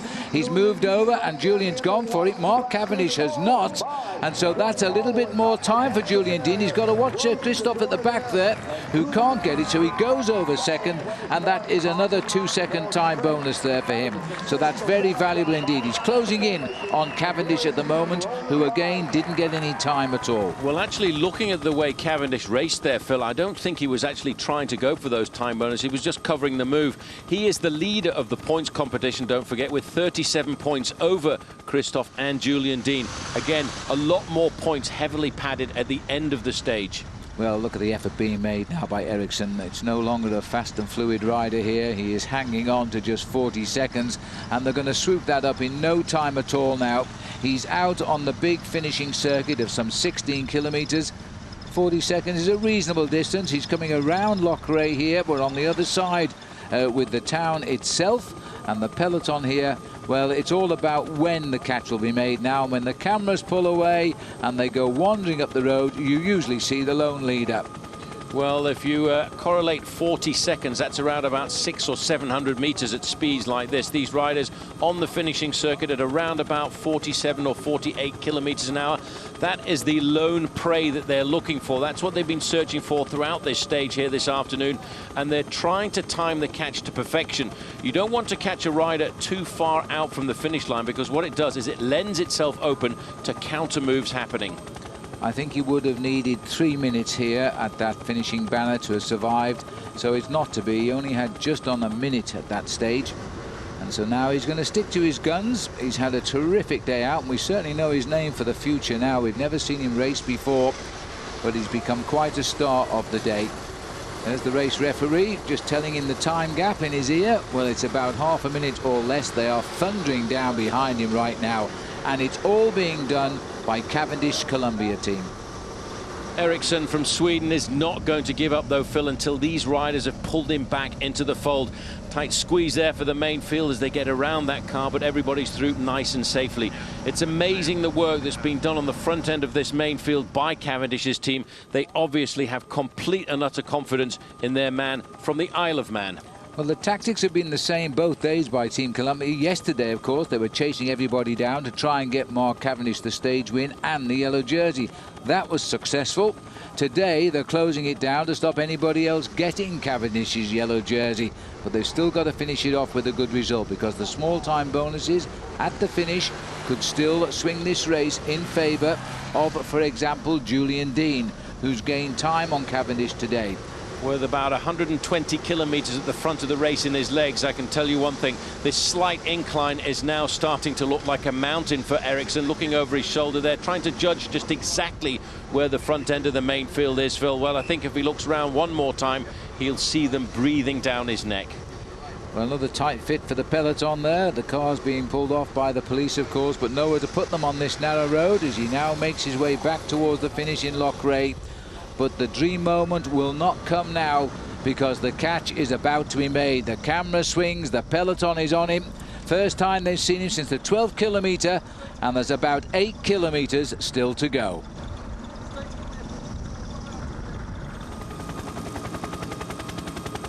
As we head in towards Loughrea now, 158 kilometres is nearly all up here, and it's desperate moments now, Paul, and this is Christian House, who's just trying to slip the field in sight of the line. 7 kilometres to go for Christian House, but not far behind him. In fact, just 8 seconds behind him is the yellow jersey group. That is the group that contains Mark Cavendish. You can just see the yellow jersey there, but all over the front end of this main field, Phil, it's still the pale blue jerseys of Team Columbia. Well, this is a brave move by Christian House here. A desperate one, yes, indeed. And Columbia are being diverted a little bit now, because they're going to have to chase him down. Again, the feature of the day, the narrow roads. And if anything, that is usually in the favour of the breakaway. But I'm not sure it's going to happen today. And it's not just Columbia chasing ball. The Top Sport Belgian team are there as well. You have to be a top man, really, to be able to stay away from a flying main field in the closing kilometres of a race like this, because this is one of the top professional bike races in the world, and we've got some of the top professional teams too. Team Columbia are all over the front end of this main field, Phil, but they are, as you say, getting one or two helping hands from some of the other riders. It's a tough run into the finish. You can see the roads undulating, twisting and turning, but I'd have to say this is almost over for Christian House. Well, you don't normally have the strength to hold off a field when they come charging in at over 50 kilometres an hour. There's the 5 kilometre board on the right of the road, or that's 3 miles, and that's too far, because they've got him right in the gun sights, and the whole field are going to enter the last kilometre or so together. Once they come off this narrow, winding road, they'll take a right-hand bend, and then they'll straighten up for around about 1.5 kilometres. House just looking over his shoulder there. He knows it's all over. As we go through the trees there, we'll just miss the catch, but the catch is made. You can see the rider in the black jersey slipping back down through the main field. There's the yellow jersey of Mark Cavendish. And what's going to happen now, Phil, is all of the top sprinters are going to start to queue up onto the wheel of Mark Cavendish. They know he's a fast man, but they'll want to try and use his slipstream to see if he makes a mistake in the sprint, they're ready to take over and win for themselves. Well, there are those who believe they can beat Mark Cavendish, because the Belgian duo on the front here are setting the pace in favour of their sprinter. That is Kenny de Haes of Belgium. I don't see him there, but he must be very close towards Cavendish's. This is David George at the back, the breakaway hero of yesterday, but he paid for it big time in the end, losing nearly half an hour. and he's taking no chances today. He's sitting at the back there, just wanting this stage to finish. There's the field now, all together. 4 kilometres to go. Well, Phil, at this stage of the game, if you're sitting at the back end of the main field, forget about trying to win the stage, and especially on these narrow roads here, because there's no way you can find a way through that pack to get up to the first 10 or 15, and that's where I think you have to be when you take the right-hand sweeper at the end of this narrow road onto the main road, which will take the riders into the finishing line. Tremendous pacemaking at the front by Team Columbia. That's the Canadian Michael Barry, who's got some good form there. As there's got 4 riders in blue from Team Columbia. On the whiplash end is indeed Mark Cavendish. Look at that shoulder that's going on there, because that's Ricchesi, who's trying to bump his way onto the back wheel of Mark Cavendish. He's the big sprinter from Argentina. Well, that's what happens all the time in these big dashes to the line.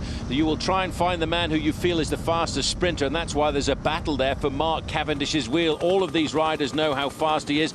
There is the Grey Lake over on the right-hand side. There's not much time for fishing at the moment, because at the front, what we're fishing for is a stage victory, and that's what Mark Cavendish is looking for. 3 kilometres to go now. Well, Team Columbia seem to have control of this, but everybody knows the man to watch, and the sprinters are all trying to get behind Mark Cavendish. Remember, you save 30% of your energy if you can get into the slipstream of a rider. There from the helicopter at 2,000 feet is the speed of the peloton. Cavendish is the mark man, and he can stand out now in the yellow jersey. You know exactly where he is here. This is where not to be. Back at the end of the main field, you cannot get to the front now. What you have to do is stay at the front and ride in the first 15 to 20 places. Don't even dream, Phil, at this moment of touching your brakes, because if you touch your brakes right now, you'll slip down through the main field and lose 15 to 20 places. Well, as Team Columbia bring home, they hope, the man from the Isle of Man, Mark Cavendish. Just to remember that poor old Dan Martin dropped out today, the champion of Ireland. He's bitterly disappointed with that, but this viral infection he's developed from Portugal hasn't really helped at all. They're swinging out on the slightly wider roads now as we set course for the finishing line in Loughrea. It is a sprinter's delight, by the way. It's a beautiful approach to the line, but the line itself is slightly angled to the right. So advantage to me, Paul, will be on the right side of the road.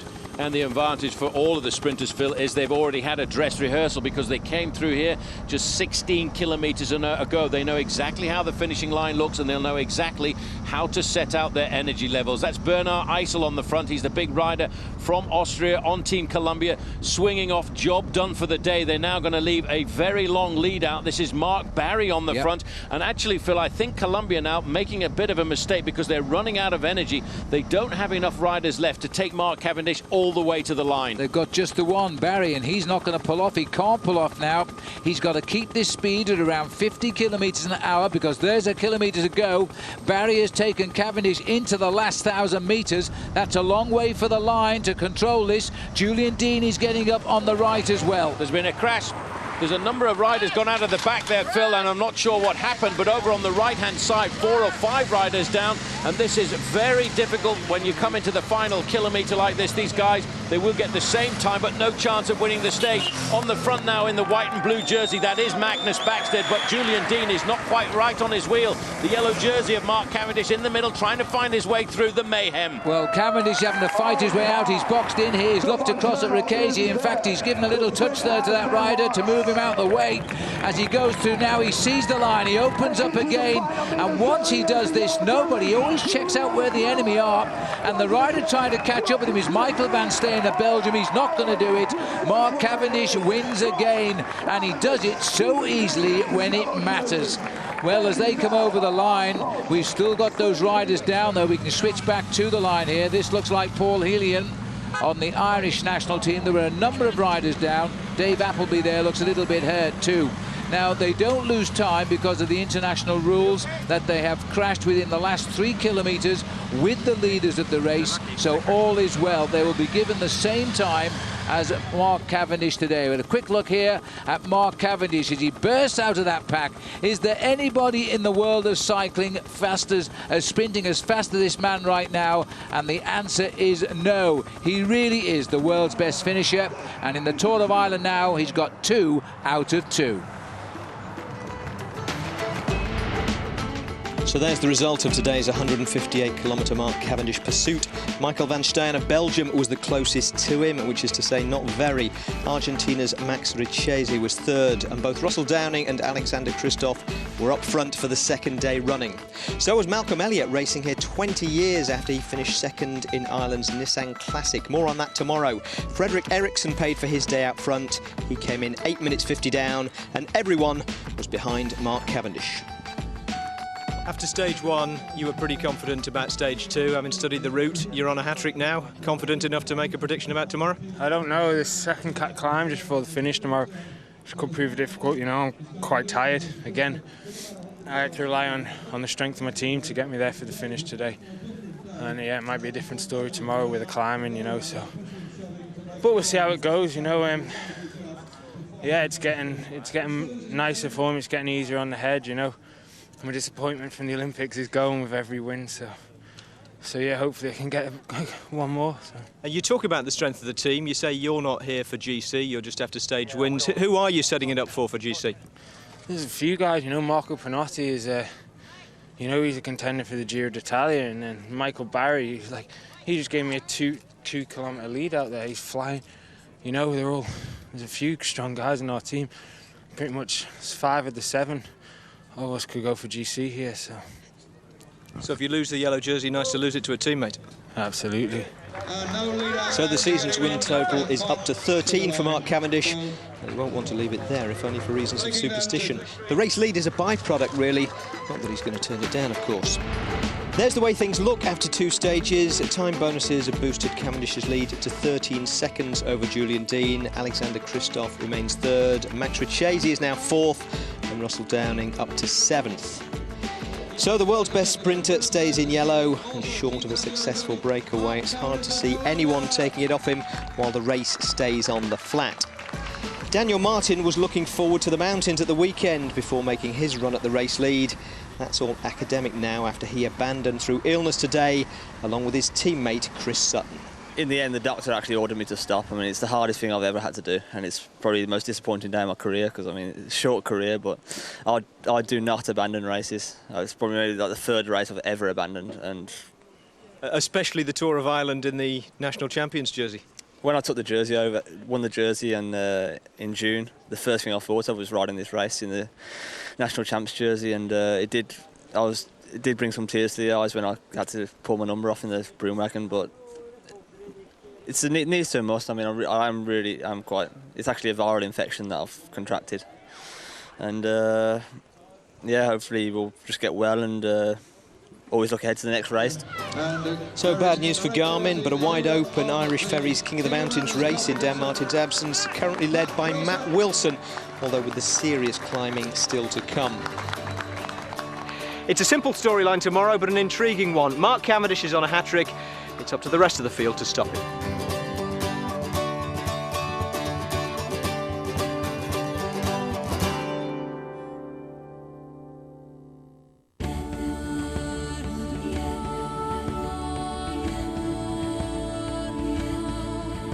So the plotline on stage 3 is simple, which isn't the same, of course, as saying that it's easy. Mark Cavendish is on a hat-trick, and it's up to the rest of the field to stop him, with the aid perhaps of a couple of second-category climbs on the road from Ballinrobe down to Galway.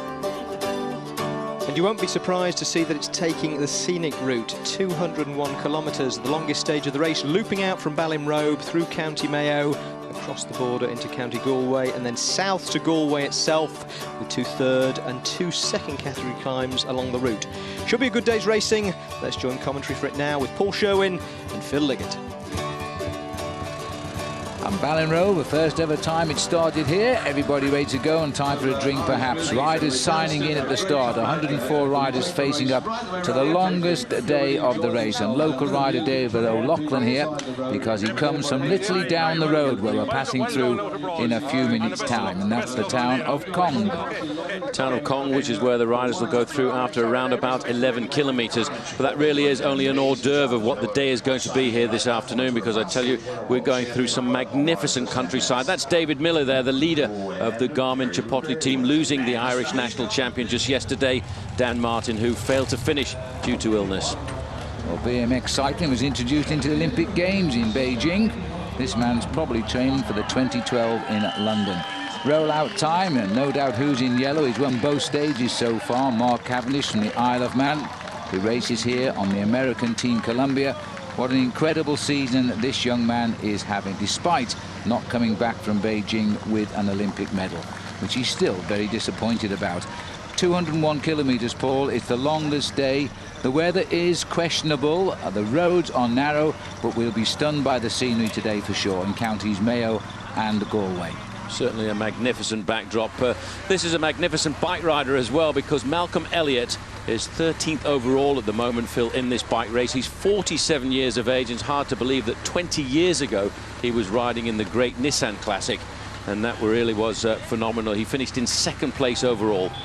There's the 0 kilometre, so they rode 4¼ kilometres. That doesn't count. Now the race is on, the watches have started. A stage race is always based on time, and the man with the shortest time over the 5 days and 550 miles of racing gets the final trophy at the end. Early breakaway here, Magnus Bagstedt charging away with Kieran Power, and they have got off to a very fast start. 2 riders already out with a touch of a viral infection of the Garmin-Chipotle team, but Kieran Power, he's powering on. This is Magnus Bagstedt, the largest bike rider in the professional peloton, weighs in excess of 90 kilograms, and he'll be looking for the early move this afternoon. And with the weather conditions the way they are, and of course the kind of road that the riders will be racing on, very narrow after about 20 kilometers, very testing course, it's the sort of day when a big breakaway could possibly survive. Well, this is the town of Cong here, where David O'Loughlin is the native and done a lot of training, so he'll know all of the course today. Will David, former champion of Ireland, as he now is in the peloton, which is only a few seconds behind these 2 early leaders. And it looks like the whole town has turned out here as well. We'll be heading up alongside the shores of Loch Mask in a few moments as we head on to the first climb of the day, which is 2nd category, so it's quite steep. Magnus Bagstedt there in the white jersey of Garmin-Chipotle, just looking over his shoulder, waiting for a little bit of assistance to come. There is the front end of the main field, and when you see the main field stretched out into a long line like that, that's an indication they're not allowing these 2 riders too much freedom, Phil, and I think we may well see a really return of the main field to the 2 escapees. Actually, I think, you know, there's a little sense of nervousness today because they feel with the rolling hillside and the headwind early on, they know there's going to be a lot of attacks, and there's proof of that because another attack is launched straight away here. And just joining in on this is David McCann. So the Irish want to definitely be in on the moves today as they swell at the front. There's the main field, though, holding them in their sights. And there's the beauty of Loch Mask now as the riders will come right around the rim of this big loch as they head up towards the first climb of the day, which is the hill climb at Finney, taking us through 26 kilometres. Pale blue jerseys on the front end of the main field. Once again, it's Team Columbia taking the responsibility of trying to pull this race back together. But in fact, there are 2 new leaders moving off the front, Phil. And this, again, is Kieran Page. You can see him in 2nd position there. And it looks to me as if they're starting to build up an advantage. So as we look at 2 leaders forming, as Brian Stevens is the man in charge of the SouthAustralian.com team, and we've mic'd his car today, so let's hear what he's got to say to them. Leaders are just hit the KOM, fellas. Leaders have hit the KOM. This is the same climb we did last year, fellas. I recognise it from last year.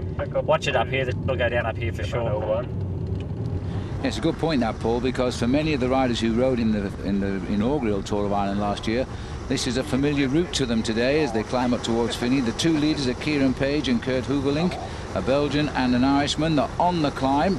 It's not too steep, but it's a nice little leg warmer as we go now deep into the lochs and fjord here of Ireland. Lovely area.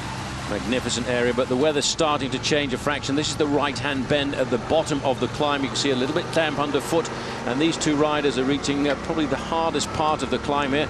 If they look over to their right-hand shoulders, they may well just catch a glimpse of the main field because they're hovering at around about a minute and 15 seconds over the front end of the peloton, who for the moment don't really seem to be too concerned about those 2 escapees. Well, these riders in the mauve tops there, Brian Stevens, young riders there, sat near the rear of the bunch. Not a good place to be right now, because once over the top of this, a very quick descent back down into the valleys. We head off towards Westport. And these 2 now keeping a good steady rhythm, but with such a long way to go today, still 175 kilometres left when they get over the top. there's no reason to rush away. So they're playing a card, but they're not selling all of the energy at the same time. Hooverlink is sitting here in second at the moment behind Kieran Page. Very clever move, I think, by Team Columbia, Phil, as they reach the summit of the climb there. You can see Kieran Page getting himself maximum points. Team Columbia, I think, have seen how many attacks have come in the first kilometres of this race, and they've decided to allow those two riders a certain amount of freedom. What you can see is in the main field, calm, I think, has started to come into the peloton. Well, as you can see, they're filling up what is a very narrow lane again here, as Ireland a little bit shrouded by the mist today, but nonetheless conditions are good for racing. It's quite warm here, a little bit of drizzle in the air, but as these two make their way down now, the official gap is just 2 minutes to the field behind. They've gone over the top. Matt Wilson, the leader in the Irish Ferries King of the Mountains competition, goes over there in third place.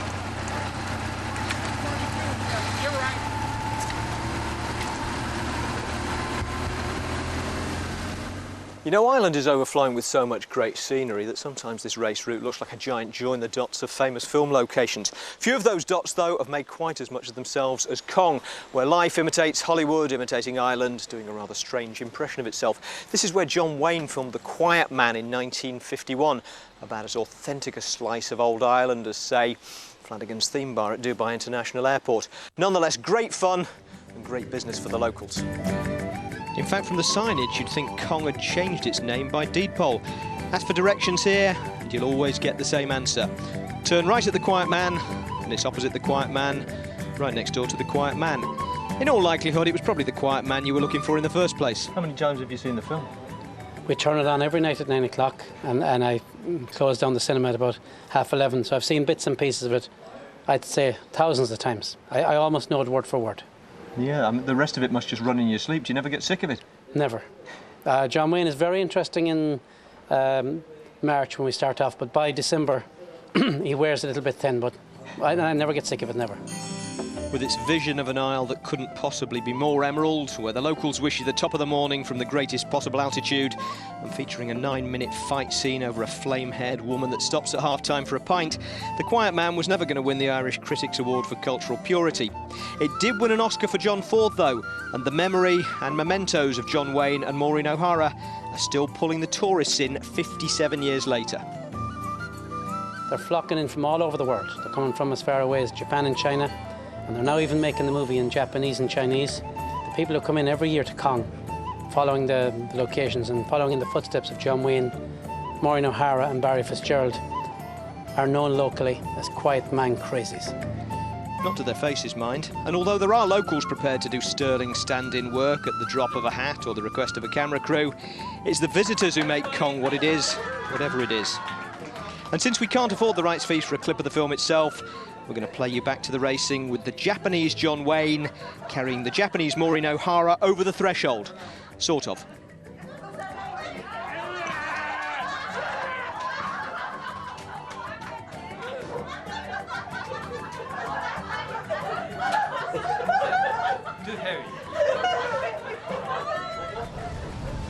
Yes, well, the fun and games of the Quiet Man. Back to the Quiet Peloton here, because they're still riding behind the two leaders who have, by the way, split up, as we'll see in a moment. But they're still making their way through this stunning scenery here as they race alongside the shores of Loch Cadou at the moment. I think the main field are going to be quite happy with this situation. It's sort of a status quo. I think they all realise how difficult the race is going to be down towards the end. Well, we're looking here, Phil, at Kieran Page, who now is on his own. Now, the reason for that is rather a strange reason, as Kieran Page continues his advantage by going over the top of that King of the Mountains alone. The rider who was with him, by the way, the Dutch rider Kurt Heuvelink, actually stopped at the side of the road to answer a call of nature, then decided it was too far to go to the finish and called it a day. Well, there was a reaction from the field, but he didn't call it a day before, when we're going back to Westport here, which was at 67 kilometres. He took the sprint here, the 3-second time bonus and the 5 points for the green jersey competition. Then we moved further down the road to Louisburg at 88 kilometres. Page and Heuvelink were still together, but Mark Cavendish swept up from the rest, gaining a 1-second time bonus and even increasing his overall lead. Boy, he's eating everybody up. He's a man with a hunger for victories, that's for certain. Now we're looking now at the sprint at the King of the Mountains. In the red jersey there is Matty Wilson. He's the man looking to try and get himself maximum points. His acceleration here, Phil, proving that he really wants to win this competition, and to win the King of the Mountains competition, it's all a question about being consistent. Even if there's a man away off the front, as Kieran Page is, Matt Wilson gets second and another 4 points. And David George third, and the time gap at that sprint line, 4 minutes and 25 seconds. Page still leading ahead of the field, but the catch is not far away now, because here we're heading up to the next climb, which is now on Mamturk, the 136-kilometre point.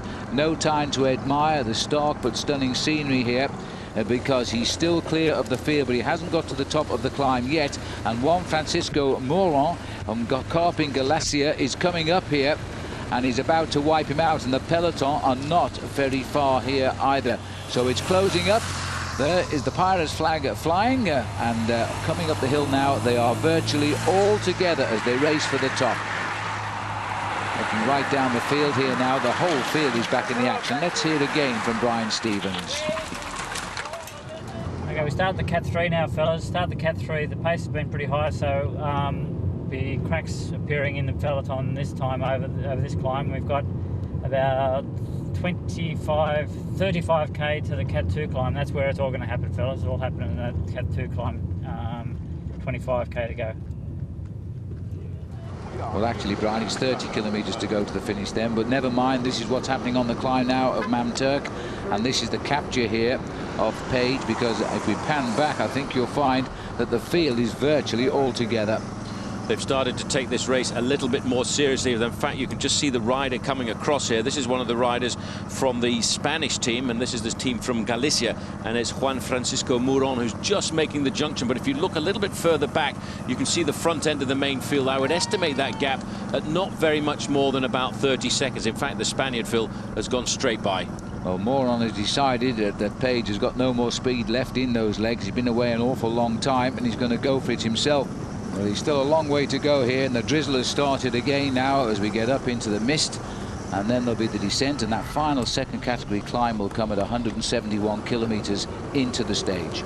Juan Francisco Moron, Carpan Galicia cycling team, looking over his shoulder there. He's got around about a 30-second advantage over the front end of the main field, but he's still got around about a kilometre to go to the summit of this climb, and the main field are now really starting to turn the pedal revs in anger. Well, this rider here is Maurice Personi, and he's one of the riders that Mark Cavendish on his team has tipped as a likely winner overall of this race when we finish on Sunday in Cork. But he's certainly working well just now. And the main field all together virtually now, and snapping at the heels of the riders left in front. Red jersey again on the shoulders of Matty Wilson, the leader of the Irish Ferries King of the Mountains classification. But those riders in the pale blue jerseys of Team Columbia are doing an awful lot of work. There's Kieran Page. They're going to pick him up rather rapidly, and just over to the left-hand side is the lone leader from Spain, Moron, just hanging on by around about 25 seconds. Well, this is the Pazula team rider here of Kieran Page, sadly without a job by the end of this race, because the team will disband at the end of the Tour of Ireland, and these riders have got to look for something else. Well, that's David George, and he's been pretty active on occasion. We saw him on a long breakaway on the opening day of this race. He's now well recovered from that, and he's trying to close down this breakaway. Still the one rider, Moron, on the front and trying to make the top at least and get the prize, but it's going to be touch and go. Touch and go, because just behind the motorbikes there you can see the front end of the main field, and he's nodding his head around. His shoulders are moving from side to side. That's an indication the power is starting to disappear.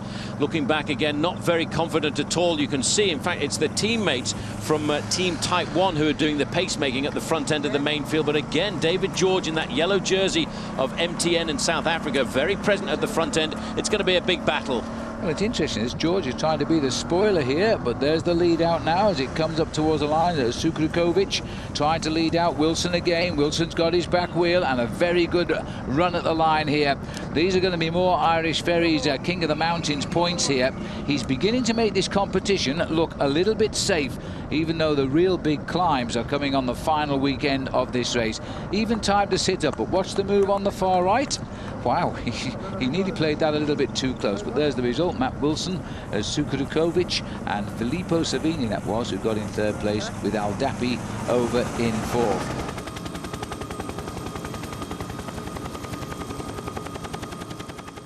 There's Malcolm Elliott signing in this morning at the age, not that you guessed to look at him, of 47. His contemporaries all retired years ago, and actually so did he, but he's been back for a while now, giving some of his rivals a quarter of a century head start and beating most of them. He's currently an impressive 13th overall. How are they feeling? Different from yesterday? Yeah, good. You know, from a rider from 20 years old. Someone said to me the other day that I'm the oldest pro in the world, and I'm not sure I'm entirely comfortable with that description, but I kind of like it, you know. First season was 30 years old, 1977 when I first started racing as a schoolboy. It's a question really of grabbing success when the opportunity presents.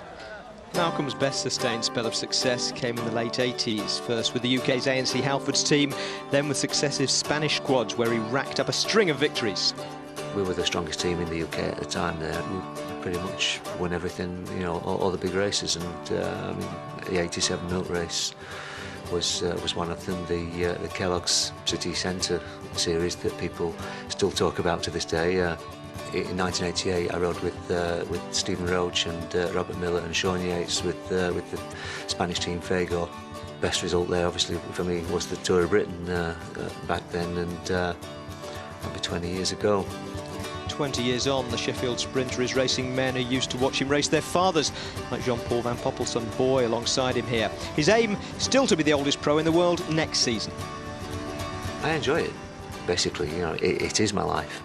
And you know, it's good to have that back again, and the reason I continue is because why would I want to give that up? Indeed, Malcolm, why would you? What a credit to the sport. In fact, he gives Mark Cavendish 24 years, and that represents about 5 bike lengths in the 2 finishing sprints we've seen so far. Not bad.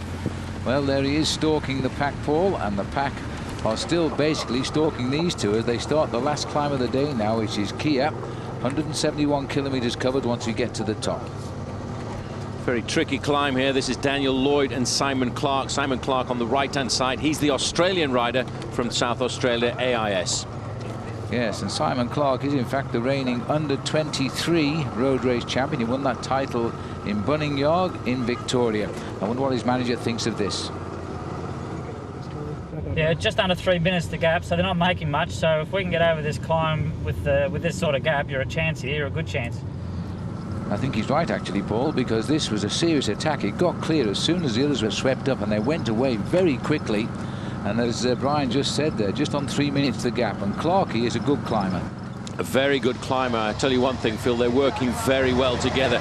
Just a little earlier at Oughterard, this was the sprint, and in fact it was Daniel Lloyd went through there in first place, getting himself a 3-second time bonus. And I have to say, these two riders, if they get over the top of this climb, Phil, with still about 3 minutes, they've got a serious chance of staying away today. Well, that little time bonus has actually put Daniel Lloyd ahead of Simon Clark in the overall classification, so he's virtually the race leader on the road. There's Cavendish gone through near the head of the race.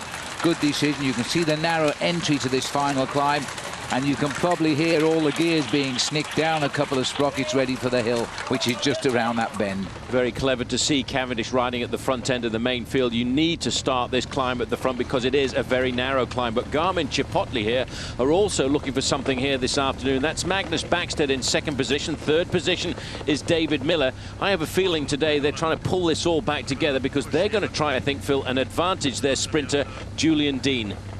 Well, this is Martin Mascant here. They've only got 5 riders left on this team. Remember, they've lost Chris Sutton and Daniel Martin with a form of food poisoning, so they're out of the race, and they're doing the work now to try and perhaps get David Miller into a winning position, or even Julian Dean right now is riding high. But these are the two leaders. I bet they haven't climbed many hills around the world that's got grass going down the middle like this one has. Well, if you just look at the way Simon Clark is punching those pedals on the front, Phil, that's an indication these two boys are making what I would say is the first real serious move of the Tour of Ireland. They're actually looking to try and break the stranglehold of the sprinters.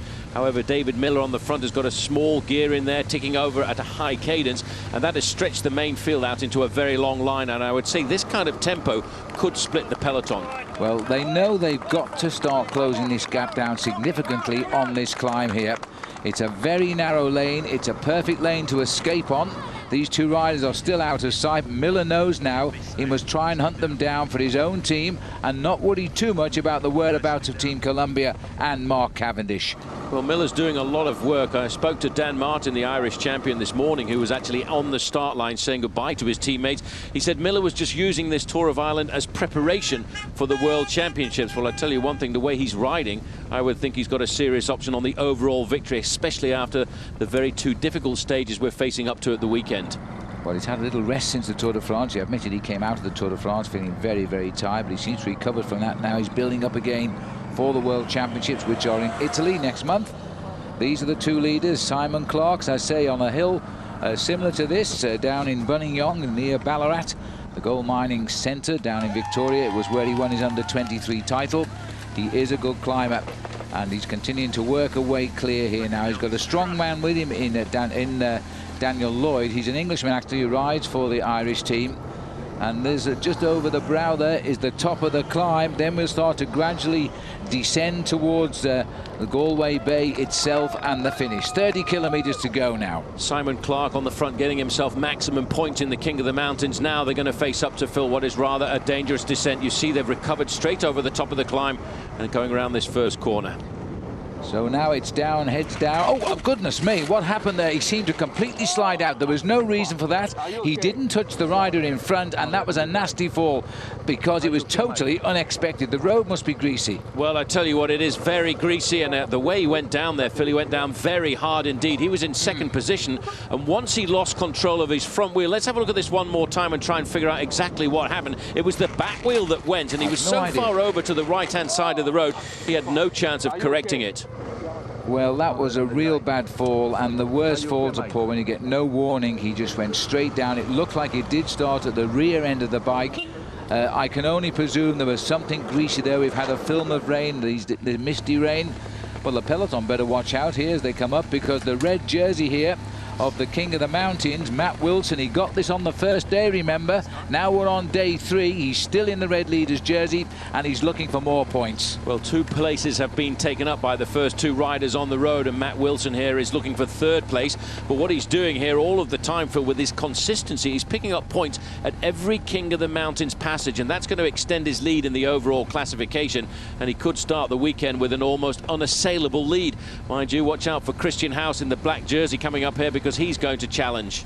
And that's Miller in 3rd wheel. He hasn't fallen back very far at all here, but the pressure at the front is cracking the peloton, and I'm just straining to try and look round, Paul, because I don't see the yellow jersey of Mark Cavendish there. There's a slight split at the front end of the main field. Maybe 10 to 15 riders are starting to move forward, and most of that damage has been done really by David Miller, the rider in 3rd position in the blue and white jersey of Team Garmin-Chipotle. And over to the right-hand side, there is the reason why the work has been done by David Miller, because Julian Dean is right there. But for Matty Wilson, it's job done, and it's 4 more points for him in the King of the Mountains bag.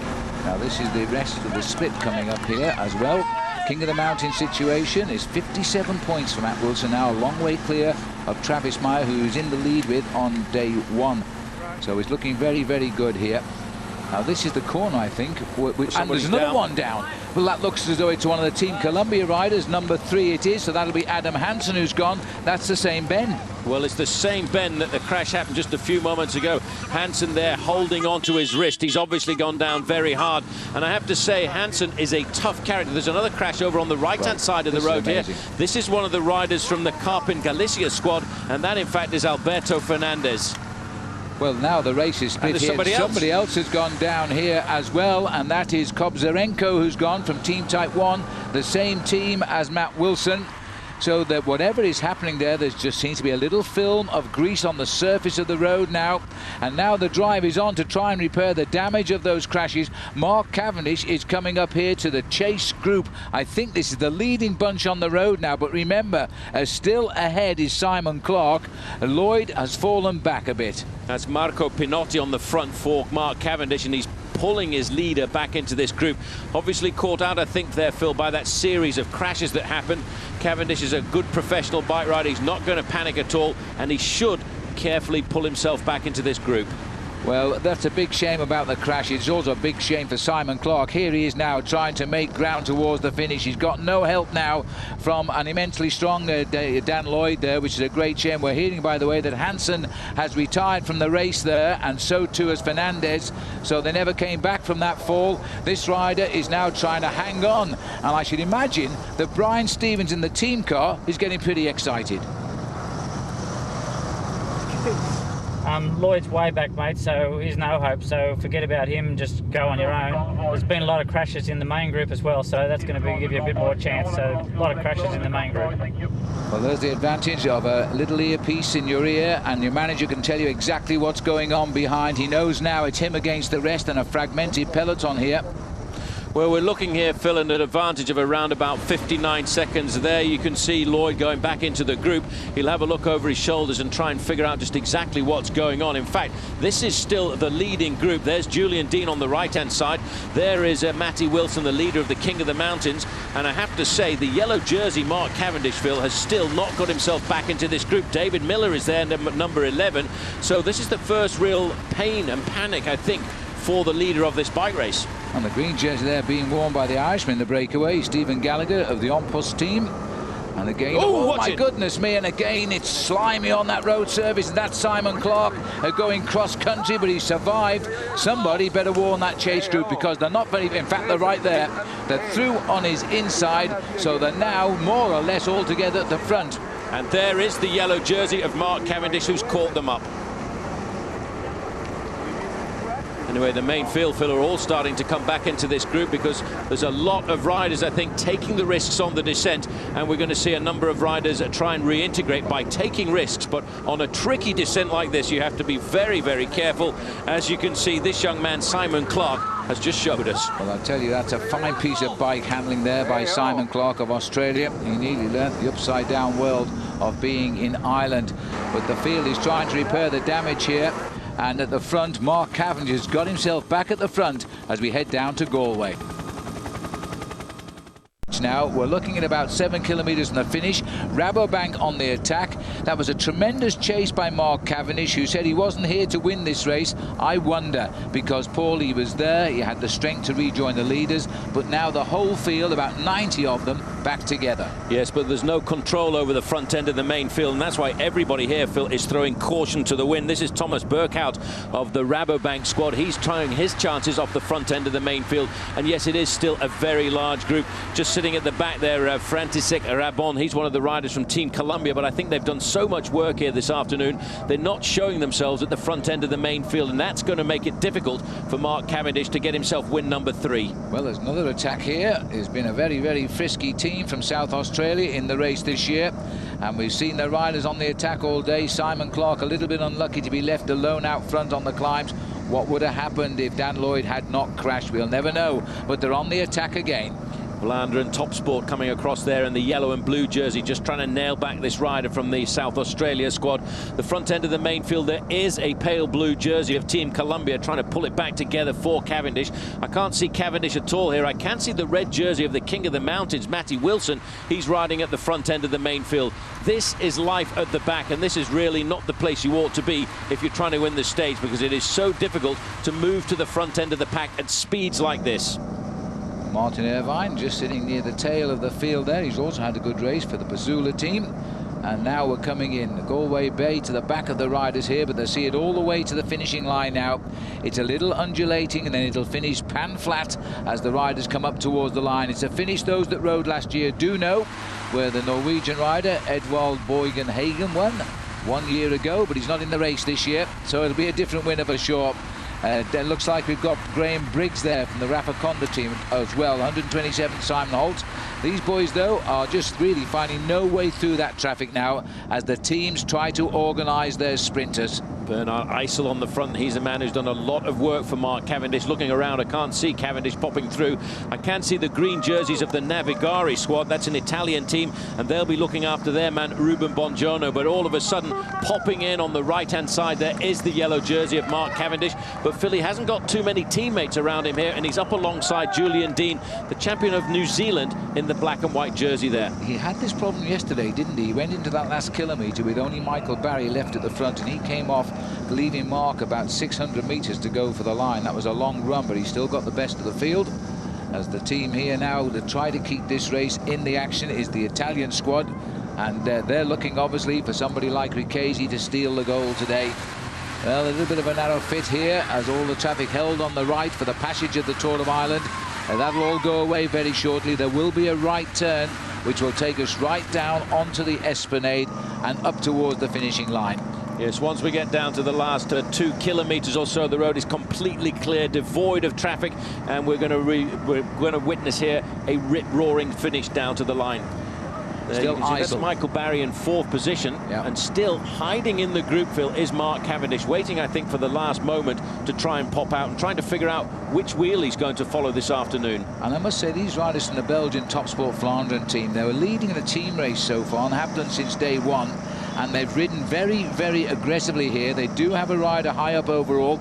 They also have a very good sprinter on the team in Kenny De Haas, and he'll be looking for a win again today. There's a good organisation just over to the left-hand side. You can see the blue and white jerseys. That's their team Garmin-Chipotle. And I think at the front of that group is big Magnus Backstedt. Now, they will be looking after their man, and their man today is going to be Julian Dean. That looked like the banner indicating 5 kilometres to go to the finish.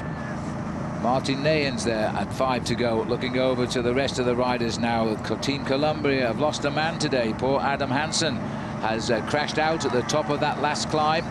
As they now drive on towards the finish here, this is Koonen, who was once right up at the top in the King of the Mountains, now playing the faithful Domestique, but he himself is only 34 seconds off that yellow jersey of Cavendish, who is now paying a lot closer attention at the front. It's so important to have a fast run into the finish because, believe it or not, it's much safer to come into town quickly like this, stretched out into a big long line, because it keeps a kind of organisation, a hierarchy in the main field. And the hierarchy is to ride in the first 15 or 20 places, not at the back of the pack like that, because there, you know, you haven't really got any chance left of winning. The road's still a little bit damp, as you can see in the shadows here, because the misty rain that we've had all day reached Galway as well, but it's swept away now. The sun is virtually out here, reflecting off that yellow jersey of Cavendish. Remember, he's won the first 2 days so far. We're at 4 kilometres to go, and Cavendish is sorting out other riders, not just his teammates now, but again, the usual cue to try and get on his back wheel. Well, that's Buongiorno on his wheel there. Just in front of him is Michael Barry. Michael Barry, the Canadian rider who Cavendish was very complimentary about yesterday. He said he gave me a 2-kilometre lead out, and he has got incredible form. He's also tipping him as the man to watch to try and win this bike race overall. Life at the back is not all that much fun. You've got to really dig deep into your courage to try just and stay in contact with the main field in a situation like this. Yes, Fredrik Willman is the rider on the back for the Joker Bianchi team. As we now go through 2 kilometres to go, as the riders now start to head down towards the promenade here. And again, riders looking over the shoulders for their teammates, but now it looks as though Garmin-Chipotle are now bringing this race through. Look for the black and white. He's in 4th wheel. He's the champion of New Zealand, Julian Dean, who moved up to 2nd place overall yesterday. Cavendish, the only man ahead of him. Well, this is a pretty strange move here, because you've got in 2nd position there Magnus Backstedt, followed by a Columbia rider, Michael Barry, followed by Julian Dean of Team Garmin-Chipotle, followed by the man in the yellow jersey, Cavendish. Here's the confusion as it starts now. That's Alexander Kristoff in the green jersey moving up with his teammates. Now, this is when you really need nerves of steel as a sprinter. Look at the eyes there of the man in the black and white jersey, Julian Dean, very concentrated, just looking at the wheel on the rider in front of him, waiting for the moment to move. And you learn that moment to move when you're a sprinter. You have to wait till the right moment to hit hard with your final acceleration. Well, that was tremendous pacemaking by Trent Lowe. He's peeled off now, and he's leaving it all here to Magnus Backstedt. They'll take one side of the road. Here's the end of the last kilometre. You see now they're all on the correct side as they race for the line.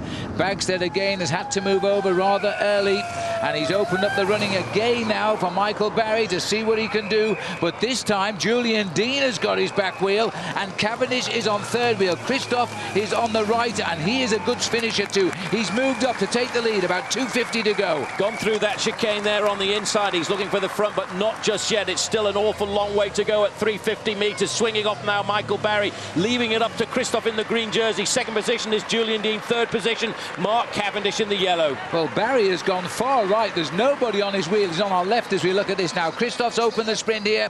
On the right of the picture, that's Riccio, who's just behind, but he's got it again. Mark Cavendish has made it 3 perfect. That is incredible. It's 3 to Mark Cavendish and 0 to the rest. Amazing. 3 days and over 550 kilometres. The peloton still has found no answer to Mark Cavendish. He wins again.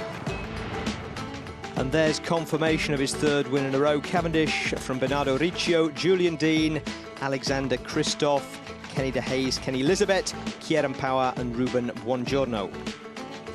Malcolm Elliott was in the mix too, 13th on the same time as the winner. In fact, crash victims and stragglers apart, pretty much the whole field finished together. And Mark Cavendish's Columbia teammates were easy to spot. They were the ones with their arms in the air. Cav having won after getting up off the ground, crashing on the descent along with a few of his teammates. Mark, congratulations, your hat-trick, but it came at a cost. Yeah, you know, still got the win though, you know. Obviously it was hard, crashed, and then they put the hammer down, you know, and I had to chase as well as my teammates then, you know, so that was hard over the top. And yeah, my hip's really sore. I've got to go to the hospital now and get that seen to, get some x-rays on it, you know, and hopefully it's okay, but yeah, I'm a little bit banged up. I'm not sure anybody saw you go down on TV. Tell us what happened. We got over the top, we got over the climb okay, and I was in the top 15 over the climb, you know, maybe 10 back, and then there's just, I don't know if there's oil or some front brakes touched on the descent, but a load of guys went down in front of me, and my teammate who was one in front of me went down, and when someone goes down one in front of you, you're straight over them, you know, and that's what happened, and came down, this guy's come down behind me. It was quite a mass crash actually, so I don't think I've come off worst. I think, you know, my teammate Adams had to go to hospital already, you know, and I think there's a few others in hospital, so, you know, hopefully it's not too bad for me, and I hope those lads are okay as well. Well, no doubt Mark will be feeling it more later on when the anaesthetic effect of his 3rd stage win wears off. The first 3 in a row, by the way, of his professional career. Now, the leaderboard 1-2-3 hasn't changed, but the time bonuses Cavendish is picking up are starting to stretch his lead. 20 seconds over Julian Dean now, and 25 over Alexander Kristoff. The rest of the contenders are now over half a minute back. Today's breakaway man, Simon Clark of Australia, the best placed of them in 9th. Malcolm Elliott, the old man, still holding up well in 13th.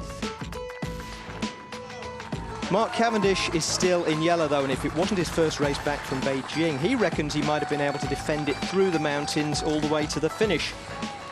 As it was, he can count himself fortunate to have survived the stage. The walking wounded were everywhere at the finish. This is South Australia's Zachary Dempster. And of course, Cav himself is now 1 teammate down, having lost Adam Hansen in that crash on the descent. Ryan, nasty crash for Mark Cavendish on the final descent, but even worse for Adam Hansen.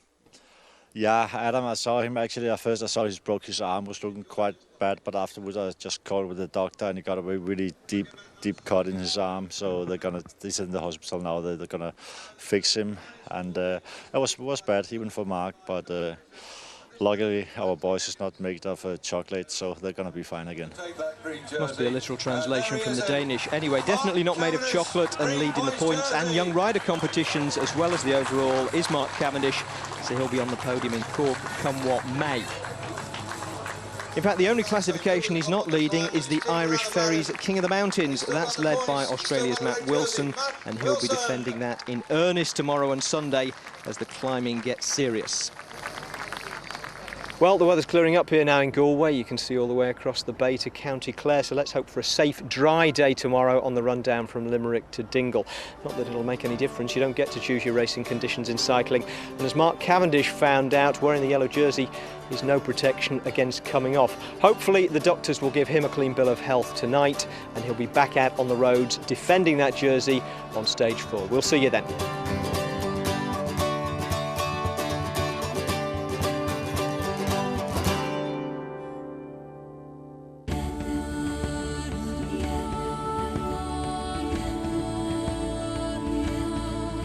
Well, with me is the man who has dominated this race so far. Mark, still in yellow, but you had to get up off the ground to win the stage yesterday. I suppose the first question should be, how is the hip?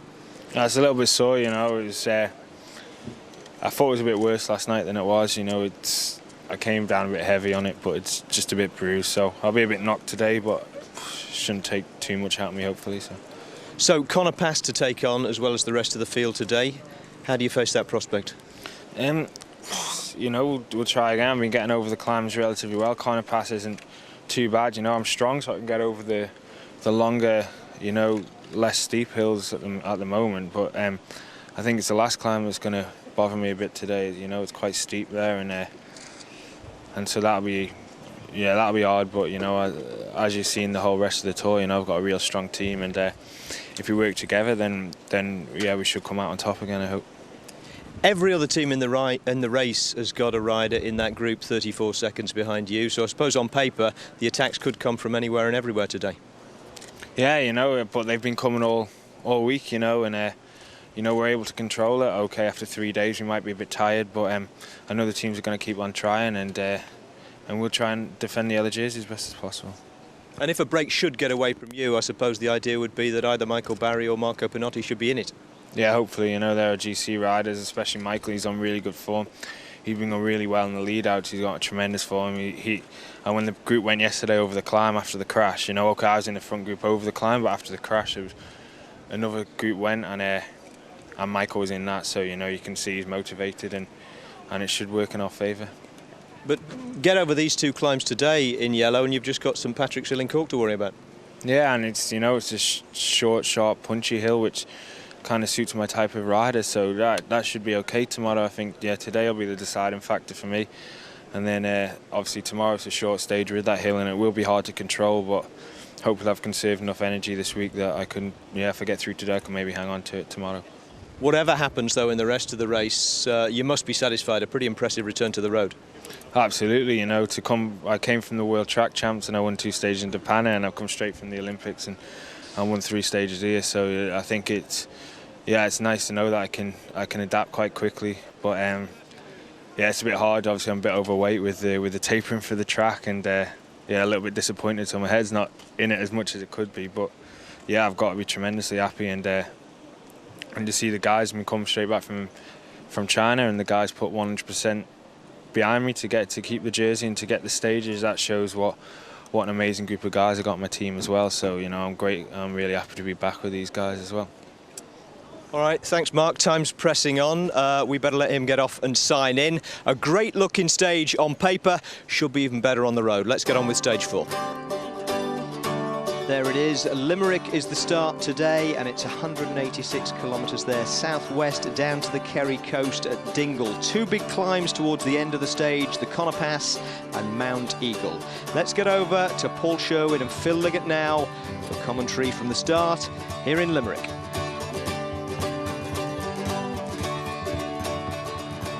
King John's Castle on the far banks of the River Shannon here as it looks over the start area now of what is stage number 4. The riders having covered already over 550 kilometres, just around about 300 left to race.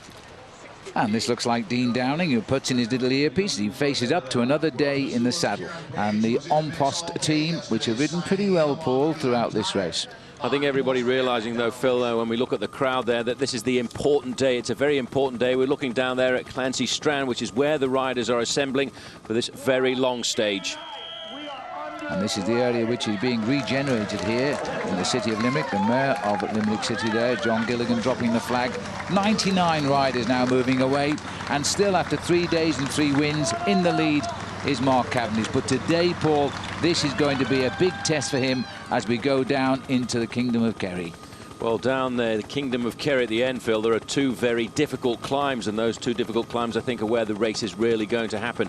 And situated at just 40 kilometres to go, that's going to make them very important from a strategic point of view. And as you can see, weather conditions are not the best here. But one man who we've mic'd up today is Ed Beeman. He's the manager of Team Type 1. And that's an American team which here has the leader in the King of the Mountains at the moment with the Australian Matt Wilson. So let's find out then what Ed has got to say to his riders as we move out of Limerick City.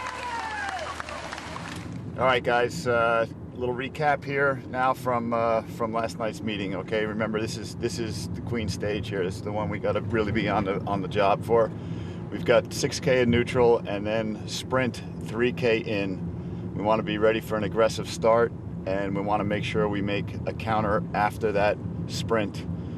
And then we've got the 2 big climbs at the end of the stage, all right? So we're taking care of Maddie, keeping Kobza and Moises in good shape, and we want to be at the front on that climb, all right? That's the race. That first climb, I think, is going to be the first major selection of this race, and we got to be ready for it. All right, guys, let's get the job hats on. Let's get it done. So the boys know what they've got to do now. Well, there is the new rugby ground here of Munster, winners of the Heineken Cup last year as well. This is a big rugby city here, and that has been totally refurbished and rebuilt and will open in November.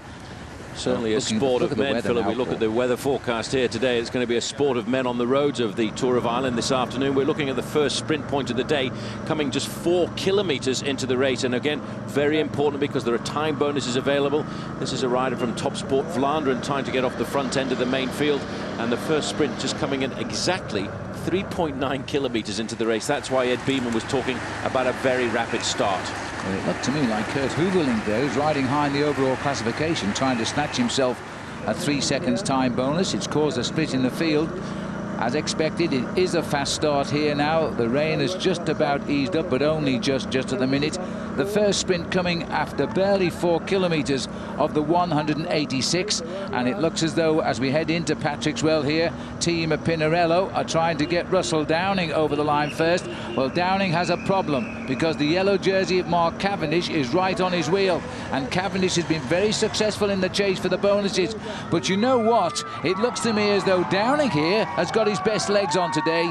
He gets a 3-second bonus, and Cavendish will have to be content for a change with only second place.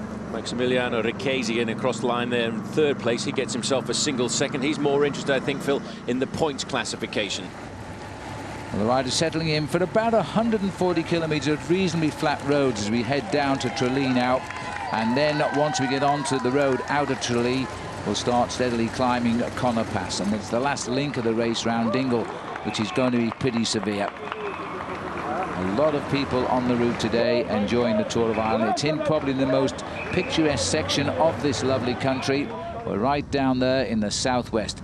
Breakaway developing here. Magnus Backstedt, the man that started it, sat at the back for the moment. Wesley Sulzberger, and the Pinarello rider up here too is Peter Williams.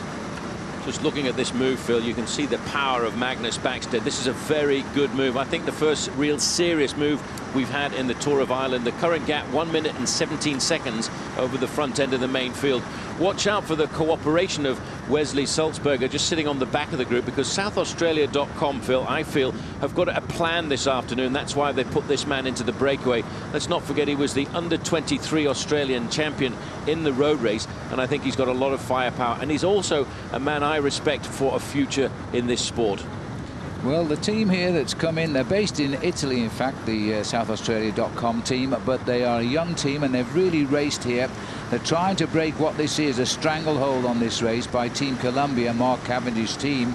Interesting that today a lot of teams have been prepared to attack, and these three, in all honesty, have been the only three to get well clear. See the blue jerseys of Columbia here, and they're not taking up the chase yet. They're not taking up the chase. In fact, this main field is riding along, and I would think the next time we get a time check, it's going to have stretched out to a fairly large amount. I wouldn't give Magnus Backstedt too much of a start before we get to the mountainous finish here, Phil, because the man at the back there in the white jersey of Garmin Chipotle, you must never forget he's a former winner of Paris-Roubaix, and he's a real serious competitor. Well, all three of these riders have really put their back into this. Nobody's missed a turn at the front. They're working very well together, and they're building now. They're just over a minute and a half the advantage.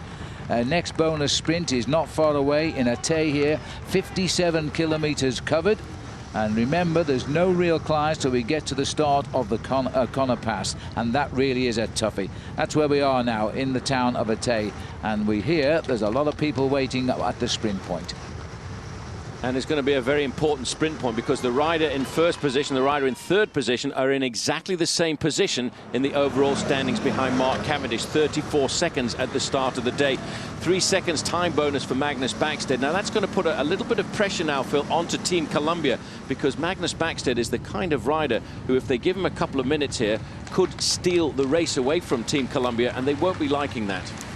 The only thing against him, of course, is his size, and he's got to conquer the Connor Pass, and that may not be so easy. Well, this is the race for 4th place. It counts in this green jersey points competition. No more time bonuses, though, and that is Alexander Kristoff keeping 1 point more in that green jersey on post competition. So the field regrouping, the Pinarello boys, all smiles. Malcolm Elliott at 47, right on the sharp end of the field. And the yellow jersey in danger now for Mark Cavendish, because he is no longer the leader on the road. Magnus Bagstedt is.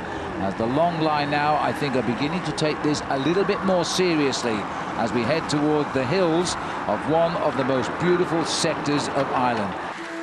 Now, as you know, there's only one jersey in this race that doesn't belong to Mark Cavendish, the red jersey of the King of the Mountains. Australia's Matt Wilson took that on day 1 when he got into an early break, and he's looked good value for it ever since.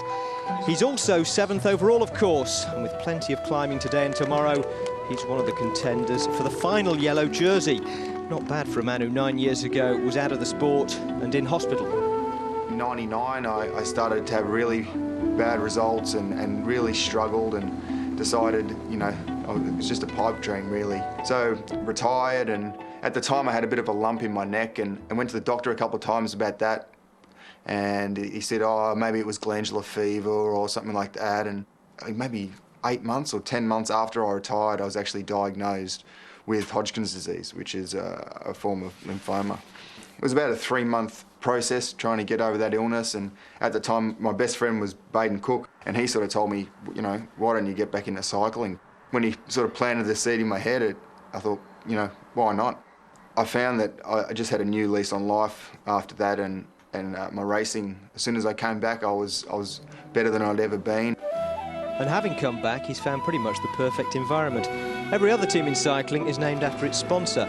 America's Team Type 1 is named after the condition its founders and a good proportion of its squad live with on a daily basis, Type 1 diabetes. The reason for the team's existence is to try to get the message out, specifically to the diabetes community, but it's a message that can apply to anybody, that if you take charge of your life, if you pursue a healthy, positive attitude towards life, you can control the things in life that potentially could bring you down. You look at these guys and the things they do, and like it just takes it to another level. Like Fabio Calabria, who's here racing with us, the things that he has to think about day in, day out to race. Having type 1 diabetes means that I need to control my blood sugar levels. I do that through combining the insulin injections and monitoring the carbohydrates that I eat. So for me, during a race, I just have to constantly be aware of what my blood sugar levels are and what I need to do to keep them where I need them. So while the rest of the pack are checking their heart rate monitors, Fabio has other parameters to keep an eye on. And he'll need to today as he rides in support of Matt Wilson and 2 other teammates within striking distance of the lead. Today is going to be the decisive stage to really find out who our GC rider is going to be. And we've got 3 good riders in Matt Wilson, Moises Aldape and Valery Kobzarenko. So after the stage today, I think we'll be a lot clearer about who we're going to be riding for overall. So we'll wait and see. Well, already one rider's down because Moses Aldape has just retired, but in fact Matt Wilson's still in there and still riding strongly on the hills. And the biggest hill of the tour, I think, is just up the road now. We've still got the 3 leaders, but they've had their own problems. And this is the return of Magnus Bagstedt now. The Swedish rider has just had a puncture. He lost 25 seconds. And he's just raced back up to Sulzberger here and Peter Williams. This is a flashback as to what just happened. Well, this is how it happened. He didn't panic at all. You see the mechanic up alongside him has changed the wheel very quickly. He's back on his machine. In a situation like this, Phil, when you're in a breakaway, I'm pretty certain that riders like Sulzberger, who's leading at the moment, actually waited for Magnus Bagstedt to come back in, because Magnus Bagstedt obviously was the man with the big firepower in this leading group of 3. Well, it's hard to imagine as we race through Kerry now and head towards the Connor Pass that these roads, lovely and wide as they are, suddenly, without changing direction, narrow right down to climb over that mountain in front, which is the Connor Pass. And the riders are now beginning to crack under the pressure. This is Peter Williams losing contact. Well, it's not a surprise, because we're now reaching what is something everybody's been talking about, Phil, over the whole of this week. It is Connor Pass, and everyone expects it to be a real serious sorting out of the race. Well, as Williams now will await the arrival of the group behind, let's just have a look. There they are, Matt Wilson riding in 4th place in that red jersey. And I'm just wondering what Ed Beeman might be saying to people like Matt Wilson now. Let's go and listen in to the team car. Right, guys, we're coming into a headwind now a little bit as we approach the climb, so position is really important, and we really need you guys to take care of Matty here, okay? I need him well covered and at the front. Position, position, position, guys. Well, they've also got to watch out, Paul, because the road does narrow down, and David Miller has gone straight to the front here. And can you believe it, in what this most beautiful corner of Ireland, the sun has come out. Finally, that's what we've been waiting for. Matty Wilson there, talk about position, position, position. Well, the best position is at the front end of the race here, and that's what Matt Wilson is doing here currently. A little bit further back, in fact, I can't see the yellow jersey of Mark Cavendish, and I wonder if he's having a hard time. That's why we've seen a number of teams, Phil, coming to the front to try and put the pressure on Cavendish, who we know is one of the greatest sprinters in the world. But he's certainly, we've seen in the Tour de France and the Giro d'Italia earlier in the year, he's not a great climber. No, and there's quite a few riders starting to slip off the back of this peloton now. There were 99 at the start line this morning. 1 or 2 have retired, but we've still got about 96 left. And it looks as though this breakaway now, this is Bagstead. He will not be enjoying the climb as it steepens. In fact, he's not enjoying it at all. He's unhitched here. Wesley Salzberger, a much better climber, a lighter man, is now dancing on those pedals and moving clear. I think he's got to go. If he's got any chance of winning the stage, he's got to leave Magnus, who has hit the wall here. Well, Salzberger is a great climber, and he's a very good all-rounder as well. And let's not forget that big Magnus Bagstead probably giving him, Phil, around about a 22 kilo advantage. That's absolutely right. This is an attack by Gonzalo Rabunal here from the Carping Galicia racing team, and they've been a fabulous addition to this tour. They've really taken part in this race, and I would think for the first time since we started that we finally found the terrain that these riders enjoy. Yes, certainly those riders coming, most of them from the western part of Spain, and they're very much used to riding in the high mountains. Wesley Salzberger looking over his shoulder to see that he's now completely and utterly alone, and he's going to have to give everything here, Phil. But the main field now starting to react, and I think he's looking for the team management there to get a little bit of advice on just how fast the main field are reacting. Well, this is the sad side of Magnus Bagstead, who started that move of 3 riders, and he's held them off for a long time, being passed now by the Spanish rider, and he'll go right by him here. Magnus, well, he's having a little dig to try and hold his wheel for a bit longer as they climb steadily up. This climb really hasn't started yet, not the time to tell Magnus. It has, though, for Wesley Salzberger, because this is where that lovely wide road suddenly narrows down here as it heads up towards the top of the Connor Pass. Then it's over the top and will drop down into Dingle, but not the finish, I'm afraid. We're then out onto the peninsula. This is David Miller from Garmin Chipotle, and strangely enough, now that he's caught his teammate, he's taken up the reins at the front end of the main field. And this is all, Phil, I think, to put pressure onto the shoulders of Mark Cavendish. He wants to try and blow the sprinters out of this group. Everybody's talked about this climb, and just look how savage and rugged it is. It is the first sorting out we're getting. We're going to finally get a chance to try and figure out who is going to win the Tour of Ireland. Well, this is a move by David George here, who slipped smoothly past David Miller, who's trying to get a high finish in the Irish Ferries King of the Mountains competition. He needs the points at the top if he's going to offer any challenge to the red jersey of Matt Wilson. And George is a good climber. He comes from the land of the Table Mountain in Cape Town, and he now has gone well clear. Big effort by George here. He's trying to get up to Salzberger. There is Salzberger, who, let's not forget, Paul, was second in the world under-23 road race title last year, and is still only not 22 till October. Red jersey of the leader of the Irish Ferries King of the Mountains classification is on the front end of the main field. That's Matt Wilson, and he's trying to nail the gap down here, Phil, because he realizes this is a first category climber. There's a lot of points available at the summit of a first category climb. He has to make sure that David George doesn't start to eat into his advantage. That's why he's the man taking the responsibility behind for the chase, and that is a magnificent backdrop there. It is really picture postcard stuff. Well, gradually we're narrowing the angles there, so we'll soon be tipping over the summit.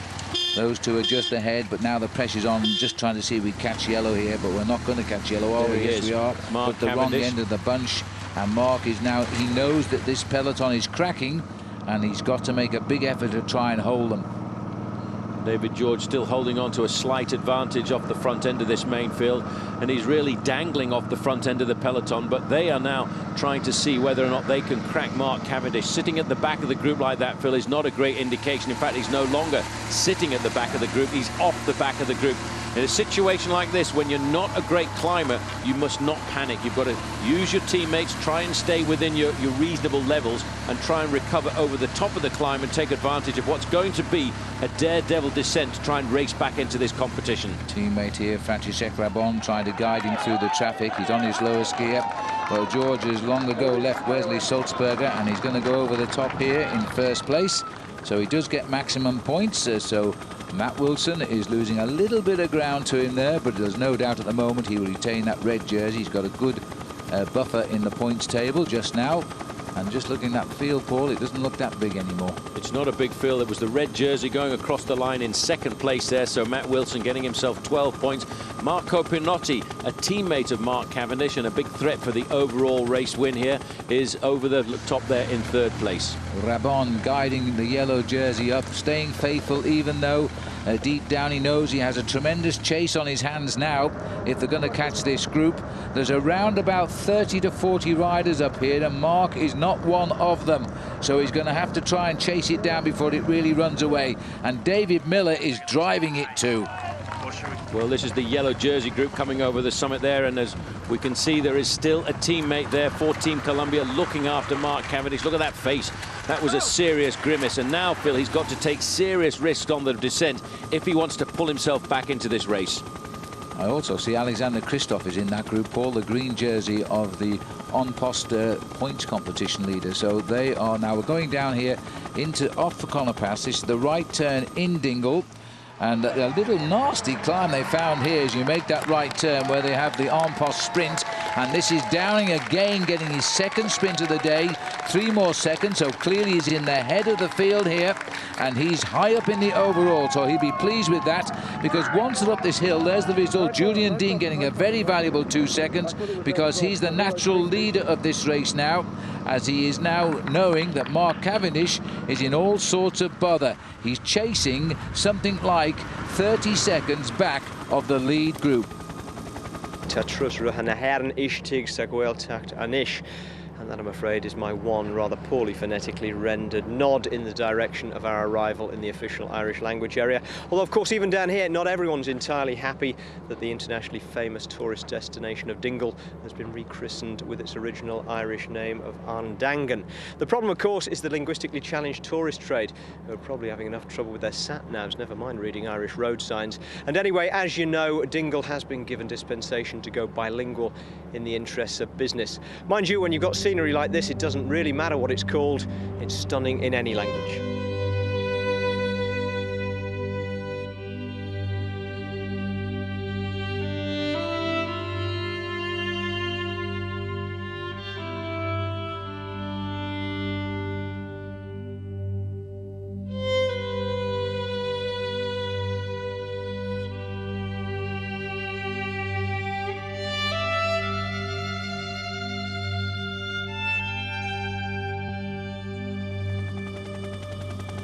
Yes, as Gary says, stunning scenery here now as we head out onto Sleigh Head and race right around Kerry. Returning to Dingle, which we've seen now is ready for the return of the race, but there's little matter of some 38 kilometres here. And yes, we'll be right out amongst the cliffs and the seagulls and then over Mount Eagle itself. So there's plenty of racing here now, and the man who's in trouble, desperate trouble, is the man who's won the 3 stages so far. Mark Cavendish is in the second group and losing time. There he is. And in the group with him as well, Phil, Alexander Kristoff, the leader of the green jersey classification. Over the summit of Connor Pass, this man was around about 15 seconds in arrears. I actually felt that he was going to come back into the race, but then it stretched out to 18 seconds, 30 seconds, and now it's over 2¼ minutes. You can see by that main group of riders there that they really have got the hammer down. They're stretched out into a very long line, and waiting for them not too far around the corner, Phil, is the last climb of the day, the vicious ascent of Mount Eagle.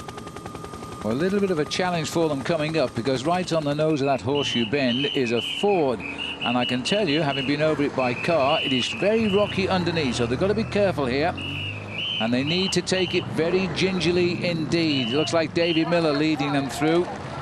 It's very uneven, but thankfully it doesn't seem to be too slippery. We had the problems yesterday, you may remember, the riders saying it was in fact oil on the road yesterday that was causing all those riders to fall off. There's Matt Wilson, still riding well enough to keep a good lead in the Irish Ferries King of the Mountains, and they're all safely through. Miller has been riding superbly in the hills today. I'd have to say, if anybody has assassinated Mark Cavendish here this afternoon, it's David Miller, because he's almost single-handedly been on the front end of this main field, setting out the tempo. And the reason for that is, in this group is his teammate Julian Dean. Dean himself a very good sprinter.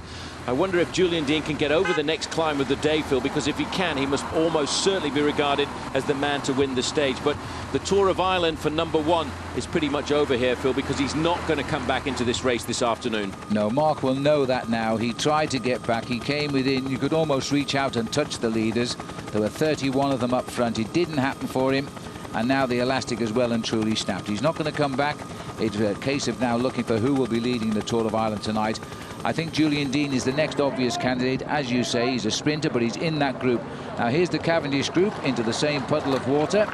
And then Mark is looking there with trepidation. Perhaps he can't swim. He'd probably say, what is this all about this afternoon? Well, he hasn't got too much to worry about, Phil, because in that group in front of him, he's got two very strong teammates. And Michael Barry, the Canadian rider from Team Columbia, is in the group, as well as Marco Pinotti. And those are the riders that Mark Cavendish himself told us a couple of days ago were the favourites for the overall win for Team Columbia.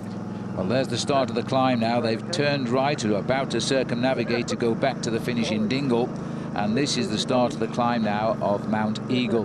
And straight again on the front, David Miller. David Miller is doing a phenomenal job here this afternoon. He really has stamped out the tempo and the authority of Team Garmin Chipotle. I reckon he right now feels, Phil, that he's got himself the lead in this bike race. Still further back, in fact, losing huge chunks of time now is Mark Cavendish. He's probably got a little bit of chance to take in the view, because this is a magnificent peninsula that these riders are cruising around. As you saw, the climb there is narrow and gets a little bit narrow before the summit. It's a way of getting us back, though, to the circuit, because we run back into Dingle, and here's the peloton on the same climb start now, but we run back into Dingle on the road that we've all just come out on. But everybody's safely onto the loop, so there'll be no head-ons as we race back down to the finishing line. But all of Team Columbia here now, bordering at the front. This is going to be a very difficult last half hour of racing for Mark Cavendish.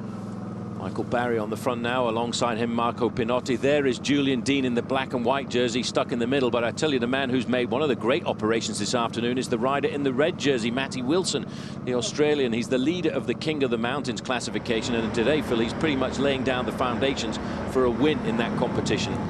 We should also remember, Paul, that Russell Downing is in this group, and he's had 2 sprint wins out on the course, so he's pulled back 6 seconds in bonus, and Julian Dean needs to watch him if he wants to be the next wearer of the yellow jersey. But this breakaway is going to decide the situation, there's no doubt about that, as we're heading up now towards the summit. Little acceleration again coming there from Team Columbia. Look at Julian Dean. He's riding a stormer of a race. He is riding superbly in the black and white jersey there. He's the national champion of New Zealand, and he doesn't want to try and win himself any King of the Mountains points here at all, Phil. What he's thinking about is getting himself over the climb, because like many sprinters, he's not a great climber. All he wants to do here is survive, get over the top of this climb with the group, and then try and pan out the win. He's been one of the most consistent riders in the sprint finishes so far, so he must certainly be regarding himself as a stage victory favourite. There's Malcolm Elliott at 47 years of age, the oldest man in the race, and riding very, very well. As we now continue here, a little bit of rain on the lens here, back to the top of the hill as they're trying now to finish this off. Well, for the first time, it looks as though Matt Wilson has been caught out back there. He's in that red jersey as leader. He's been the only leader of the King of the Mountains competition, and he's now going to have to dig very deep if he's going to win this one. Well, he's come to the front there. He's not looking for any friends at all here. He knows it's important to keep knocking away at this points competition. He's got an astounding lead in the competition so far, but it's one of those competitions that you have to defend on every individual stage. You've got to go out and try and get yourself points whenever you can. And he's probably thinking about the fact, Phil, that on tomorrow's stage, he's got a number of nasty ascents of St Patrick's Hill in Cork, and that's where this competition will finally be decided. Well, he may be building up enough points today to not worry too much about tomorrow, because he's come right to the front there. There's the gap to poor old Mark Cavendish just on top of our picture here. 3 minutes 31, 15 kilometres from the finish. and now well out of the overall lead. He's going to rely very heavily on his two teammates up front to try and salvage a high position overall tonight. But there's no doubt the race is looking for a new leader. David George of South Africa, who comes from Cape Town via Beijing. In fact, he rode the Olympics, and he rode very well, as we saw on the climb of Connor Pass. He was first over the top there, so he's really finding his legs here in Ireland. Well, David George rode very well on the first day. He was in a breakaway in the Tour of Ireland, and all of a sudden he lost himself 25 minutes. I think he hit the wall on one of the stages without properly eating, and now he's trying to get himself. I think he's probably looking to try and race for the second position in the King of the Mountains classification, because I feel he's a little bit too far behind the man who's just got himself maximum points there, because Matt Wilson in the red jersey, again, Phil, clocking up another 10 points in the Irish Ferries King of the Mountains classification. Yes, Wilson, George, Tinetsky, Barry and Mazzanti was the order over the top. The overall position with a day to go now. Matt Wilson has a massive 79 points. He can't be caught. David George has 37 and Travis Meyer there in third place. Meanwhile, back down the road, Mark Cavendish hasn't even been to the front of this group now. He's resigned to a fact he's got to ride into the finish and maybe try and win tomorrow's stage, because today he will lose the Tour of Ireland for sure. And that's really quite strange, because polling a lot of the riders before the start line this morning, I was asking them, who do you think is going to win the Tour of Ireland this year? And on the tip of everybody's tongue, they were saying Mark Cavendish cannot be beaten in this Tour of Ireland. Well, I think this man has been telling us the truth, Phil, since the Tour de France. He's had a long season, and I think he is now starting to get tired. So the leading group up the road will carry the answer to all our questions. They top Mount Eagle now. There's no more hills left on today's stage. It's all downhill to Dingle. And then up front, who will win the sprint? Because it's quite likely now the man who does win the sprint in Dingle will find he's the next leader of the Tour of Ireland. And Cavendish, I'm afraid, he's slipping out of it, Paul. The last time we heard, he was over 6 minutes back, and there, 6 minutes 15. Well, that's the Tour of Ireland over for Mark Cavendish, but somebody in this leading group now, Phil, is going to be the new leader of the Tour of Ireland at the end of the day. In the red jersey there is big Matty Wilson, the leader of the King of the Mountains classification, but there's no organisation at all in this group. A lot further back down the road, Phil, number one and the yellow jersey for the last time this year anyway, on the shoulders of Mark Cavendish. I don't think at the end of the day it's come as any real surprise to Mark Cavendish. He said himself he wasn't here to win this race overall. He was here to win stages, and he's won 3 out of 3 so far. Anyway, back with the lead group, and here's the man with most to gain now, and he knows it, the champion of New Zealand, Julian Dean. Well, I'm amazed that Julian Dean got over that climb of Mount Eagle, but now he's looking to try and win himself not only the stage, Phil, but also to grab himself the next yellow jersey in this competition. He is a great sprinter, Julian Dean, and after all, he's the Kiwi national champion. Mark Cavendish, on the other hand, has had a very successful Tour of Ireland. In fact, he's had a very successful season so far this year, but I think now it's just starting to be a little bit too long for a 23-year-old. Right, so Mark is out of the hunt today, but who's going to get that jersey now? There are the leaders here. This is the flatter roads now as we run back into Dingle. That's the village in the distance now as we race in. Not quite the same way as we saw earlier when we came up that nasty little hill. Now we'll flick right and it'll be a flat run into the finishing line. It'll get very complicated because over the last 3 days, Phil, we've had an organised charge into town, with one team being the team to set the pacemaking on the front end of the pack, and that's always been Team Columbia. Now, I don't know that anybody has confidence in organising a sprint at the front end of the main field, and attacks are coming thick and fast. Left-hand side, right-hand side. This is a rider from Tinkoff trying to get out of the front end of the pack. Well, this will be Luca Mazzati who's trying to get away here at the front. Note too that there are 2 riders from Mark Cavendish's team who have made this split. Michael Barry, the on-form Canadian, and Marco Pinotti of Italy, former leader of the Tour of Italy. Somebody's taking a flyer off the front down there. Another move going off the front end of the main field. Who's going to chase now? You see, there are not a lot of strong teams represented in this leading group, Phil, of 23 riders, and nobody really at 4 kilometres to go is prepared to organise the chase. Well, they're trying to nail back this rider. They don't want to ruin a sprint now, but this is a very select group. It is only just 23 riders strong, and the rest have been dropping off. The rest of the damage was done. It was 31, was on that climb of Mount Eagle. They're just about going to get this rider back, Paul. He's not getting away from them at all here. You have to be a very special rider at a stage like this to stay off the front end of a race when they're charging into the finish line, because everybody is really thinking about trying to win themselves a stage, and that's what's happening here. People are trying to win the stage, but of course for a number of riders they're trying to make sure that they get across the line in the first 3 places, because there are time bonuses available for the first 3 riders to cross the line, and they could be quite crucial here this afternoon, because I think those time bonuses will decide who's going to be the new wearer of the yellow jersey. Well, this looks like Daniel Fleeman here from the Onpost team, sponsored partially by Sean Kelly as well, trying to soften them up. And the other rider who's made this split for the Onpost team is Dan Lloyd, and Dan Lloyd's the rider we saw crash so spectacularly yesterday when he skidded his back wheel on that oil when he was with Simon Clark and leading the race.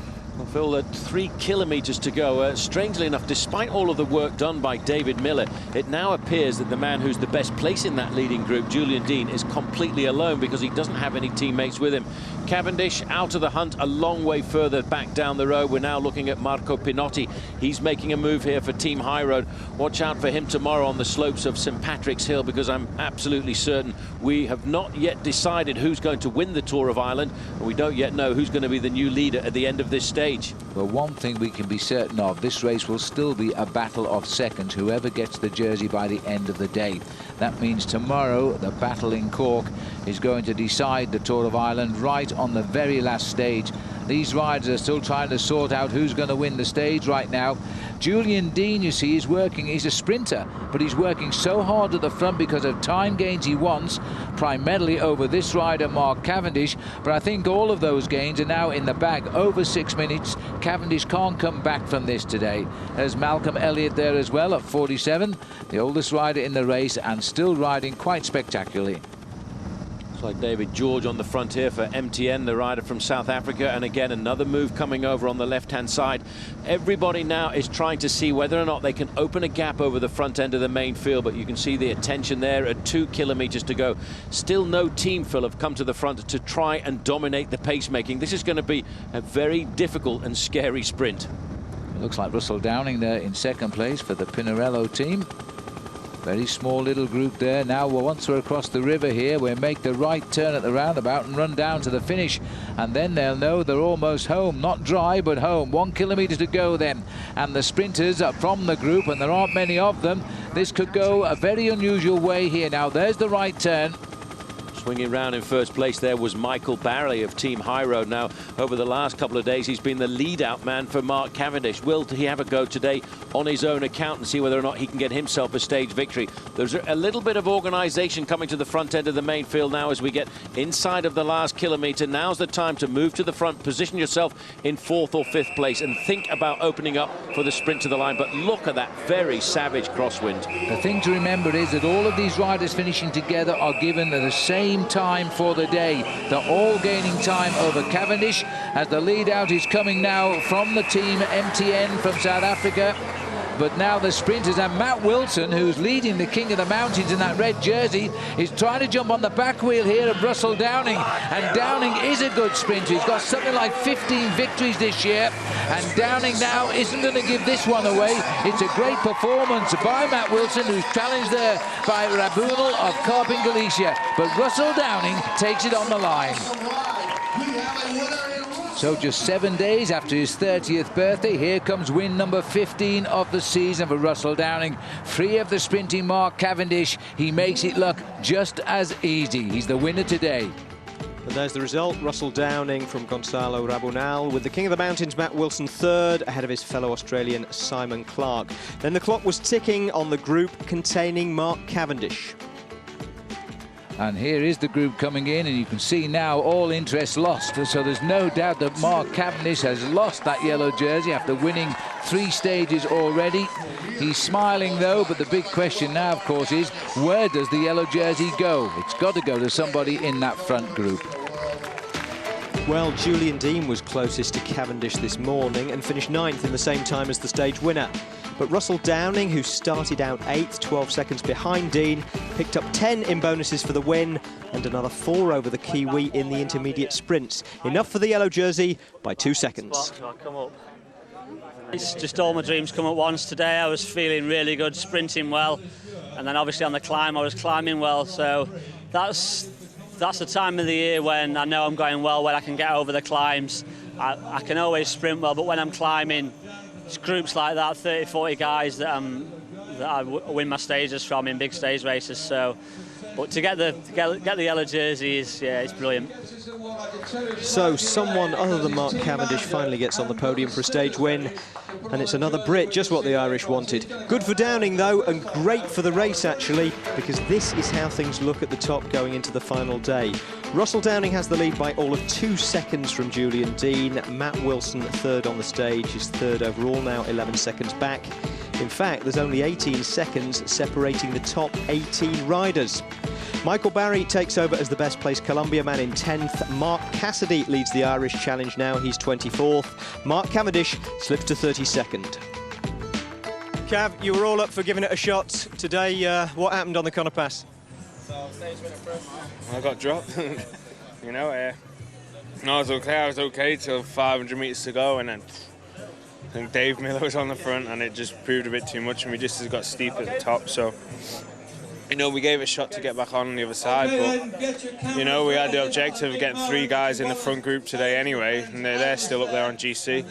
So that worked out brilliant, and so they're still up there, and we'll give it a go tomorrow to get them in the win. Well, he set off in search of a stage win, which was the full extent of Pinarello's objectives coming into the Tour, but Russell Downing now has the yellow jersey as an unexpected bonus. There's the full lineup of jerseys, yellow, green and red. Matt Wilson is looking good for the Irish Ferries King of the Mountains title with a 42-point lead over David George.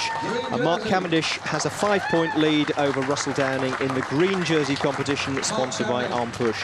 He'll finally wear green tomorrow, by the way. Now he's no longer in yellow. So it's all turning out just how the Tour of Ireland organisers must have visualised it when they mapped out the route, apart from the English winning 4 stages, of course. It's a beautifully poised race going into the final day, and the yellow jersey is still anybody's. Tonight, though, it's Russell Downing's by 2 seconds.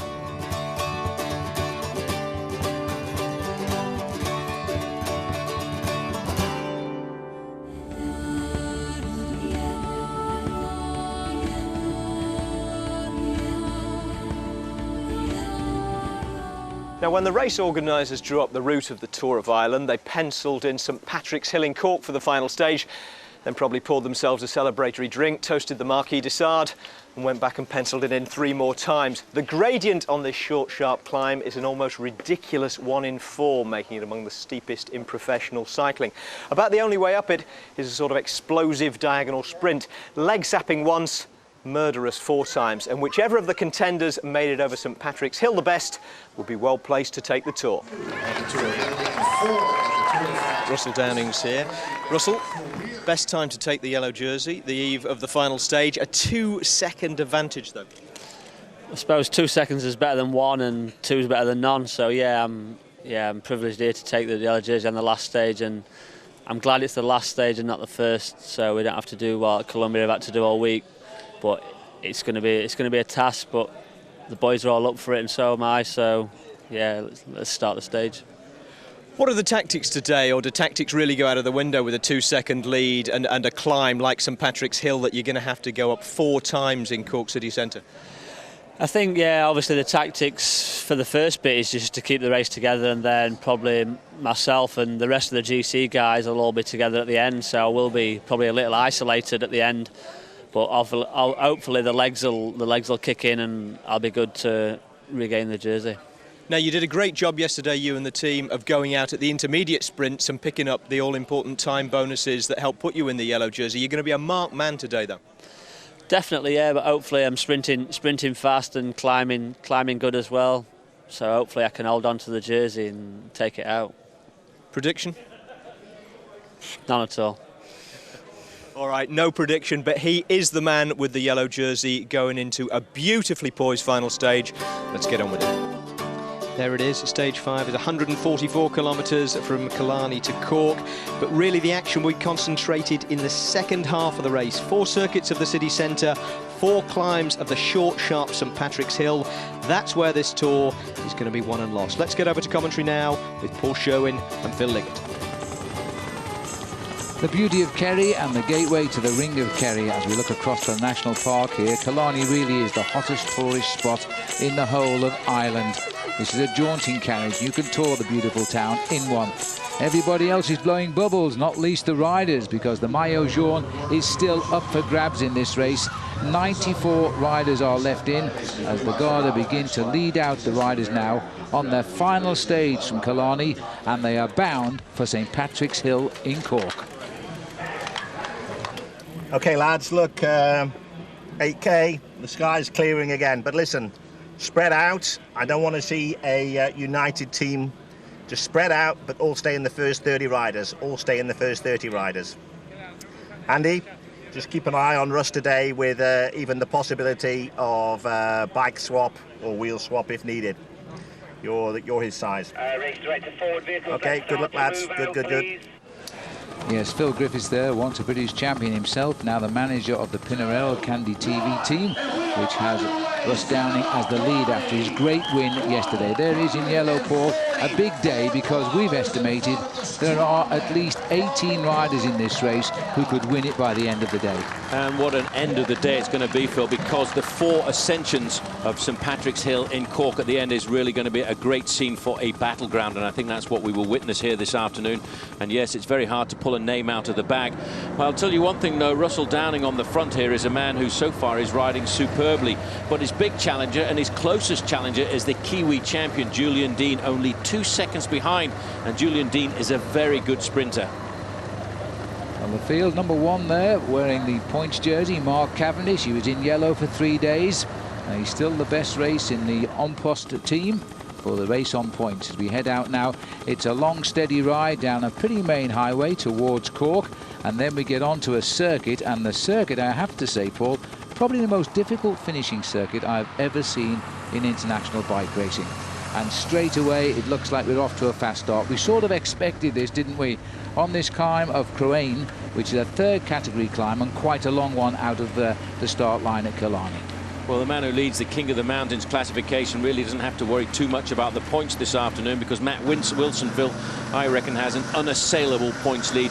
This is a small group of riders just moving off the front end of the pack, and this, in fact, is Francis Rabon on the front here in the pale blue jersey of Team Columbia. Now, this must be some kind of a plan by Columbia, Phil, to put a bit of pressure onto the shoulders of the yellow jersey and, of course, the whole of his team, because I have to say the Pinarello squad are going to have to be on the defensive this afternoon if they want to win this race, and they're using a 47-year-old man to set the pace here. It's great to see Malcolm Elliott racing like this, and I'm sure he wasn't expecting, Phil, when he made a comeback into the professional sport, to have to defend a lead in the Tour of Ireland. Well, Malcolm Elliott was 2nd in the Tour of Ireland back in 1988, and he's had probably the longest season I can recall of any professional cyclist, but he's enjoying his sport.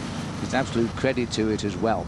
Well, the riders now, they know they're going to be attacked today. Russ Downing knows he's going to be hit from every corner because there are too many riders feel they have a chance of winning this. Red jersey on the shoulders of Matt Wilson. He's in 3rd place overall, only 11 seconds down. I think today he won't look for points in the King of the Mountains classification, Phil, because for him, he probably feels in the back of his mind he's got a serious option of winning this bike race. And I have to say, I think this end of the season, he's really showing some of the best form he's had in recent years. Little move starting to develop here as they sort of split up on that climb. There's been a number of attacks. None yet has been successful. This is about the biggest gap we have had so far. And the big danger is once they start to get clear of the big pack in 1s and 2s, reform at the front, they are the most difficult breaks to get into.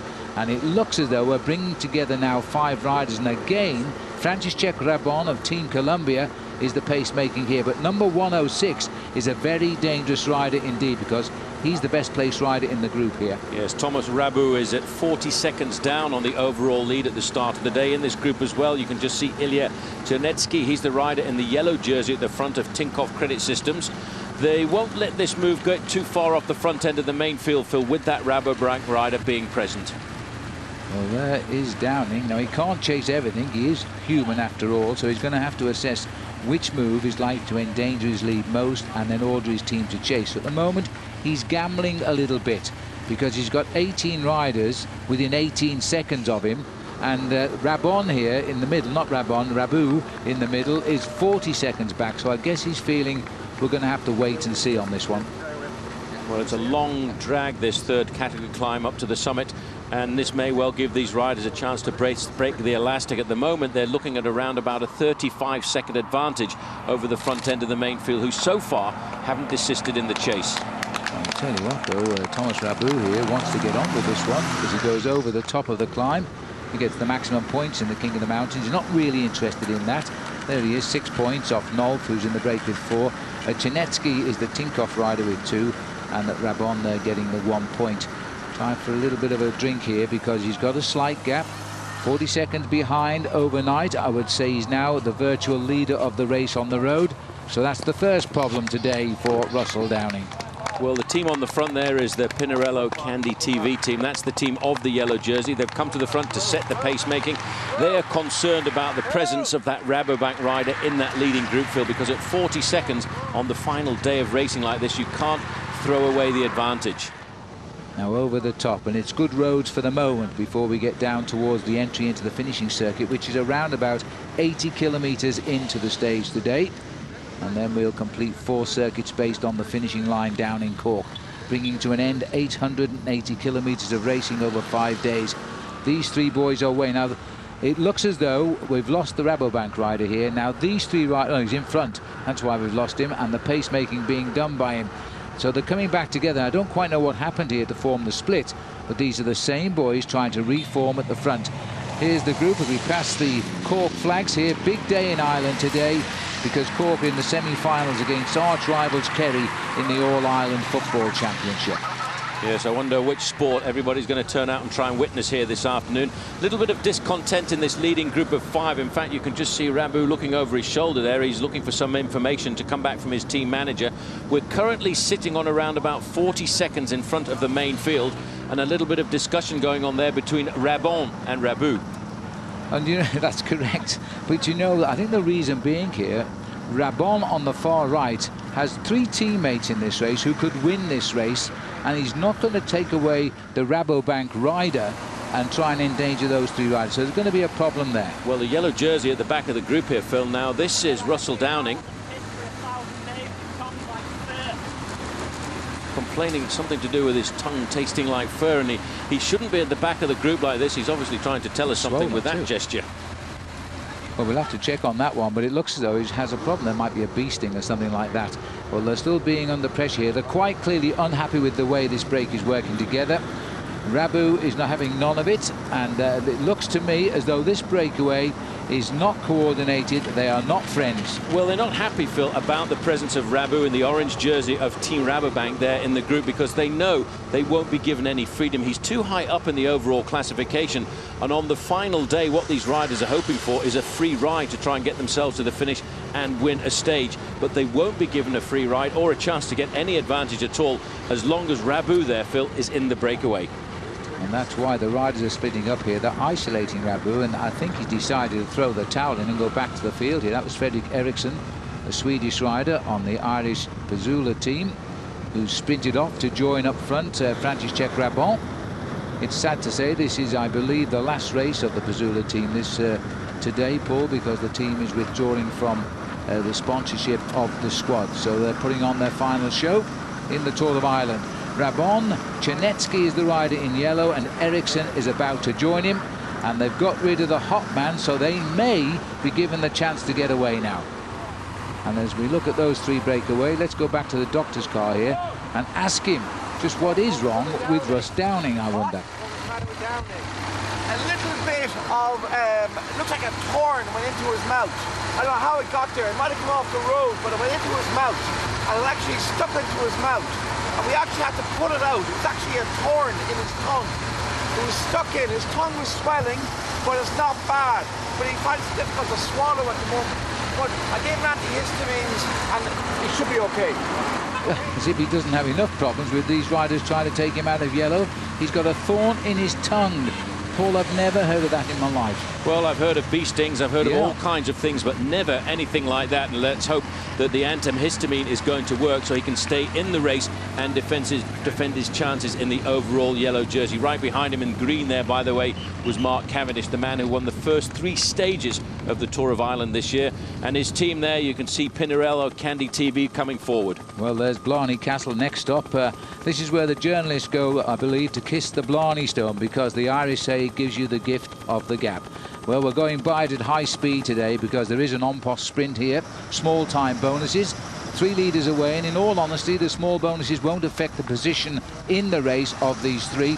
The best placed rider in this group has lost more than 8 minutes today, and that is Chernitsky, the rider in the yellow. So they're not affecting Downing's position at the moment. He'll breathe a sigh of relief that they've brought back the Dutch rider. Well, that's quite right, because none of those riders really are dangerous at all. The Chernetsky was the highest placed rider, over 8 minutes. The other 2 riders, Phil, have lost themselves around about 20 minutes in the race so far, so they're not a threat at all to the overall lead of Russell Downing. So it's a case of shuffling the pack behind now and just watching you move, because we're getting closer to the finishing circuit here. There's the sprint, you see, it wasn't one at all, and the gap is 3 minutes and 46 seconds. So they're allowing those breakaway riders to run, and the 4th place taken by Tom Murray, and he came out of the bunch. So for the time being, at least, Russell Downing is feeling pretty happy with his morning's work. Now the riders will soon be entering the final circuit of the city of Cork, with the race still to be decided over 4 leg-sapping climbs of St Patrick's Hill, and as anxious as anybody to see how it unfolds is the race organiser Alan Rushton. Now, with the race so finely poised, Alan, this must be exactly the way you hoped it would pan out when you first planned the route. It is panning out very well, and we're very excited by it. We've had great cooperation from Cork. We've worked on this circuit. It's very tricky because it's a major city, and to try and get something which still allows the city to operate.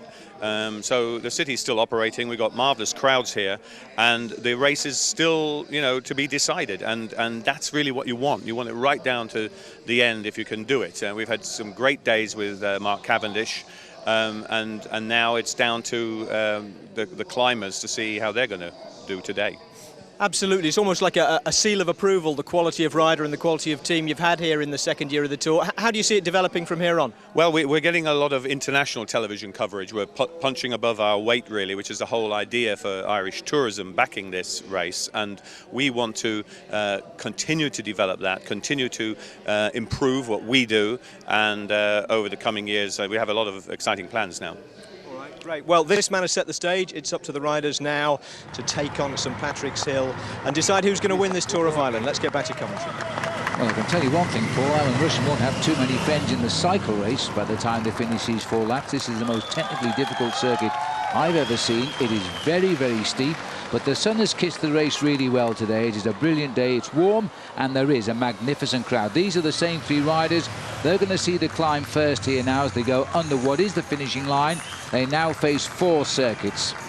Yes, I think if this circuit only contained St Patrick's Hill, Phil, it would be a very testing circuit. But there are about 2 other climbs on the course as well, where the riders have to get out of the saddle like this. And if you want to have a bike race, you really want to have it with a crowd like that, because St Patrick's Hill is completely and utterly filled with spectators. And I think they've chosen which sport they want to watch here in Cork this afternoon. Well, here is the Battle of St Patrick's Hill, and it was all started, by the way, by John Lackey, sadly no longer with us, a very popular John Lackey, who was an organiser of one of the original Tours of Ireland, and he brought the race to this hill on a very circuit similar to this.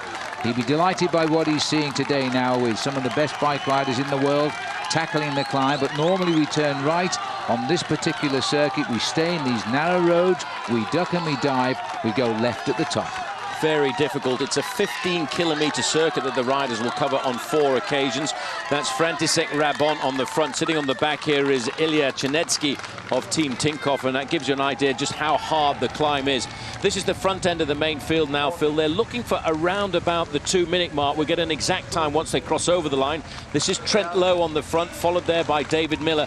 They are trying to set something up for their man Julian Dean, who currently is in 2nd place overall, only looking for 2 seconds on the day. Well, Julian Dean came out of the Tour de France getting stronger and stronger. He's held that form to this race here, and he is actually in a position to win it, and he knows it now.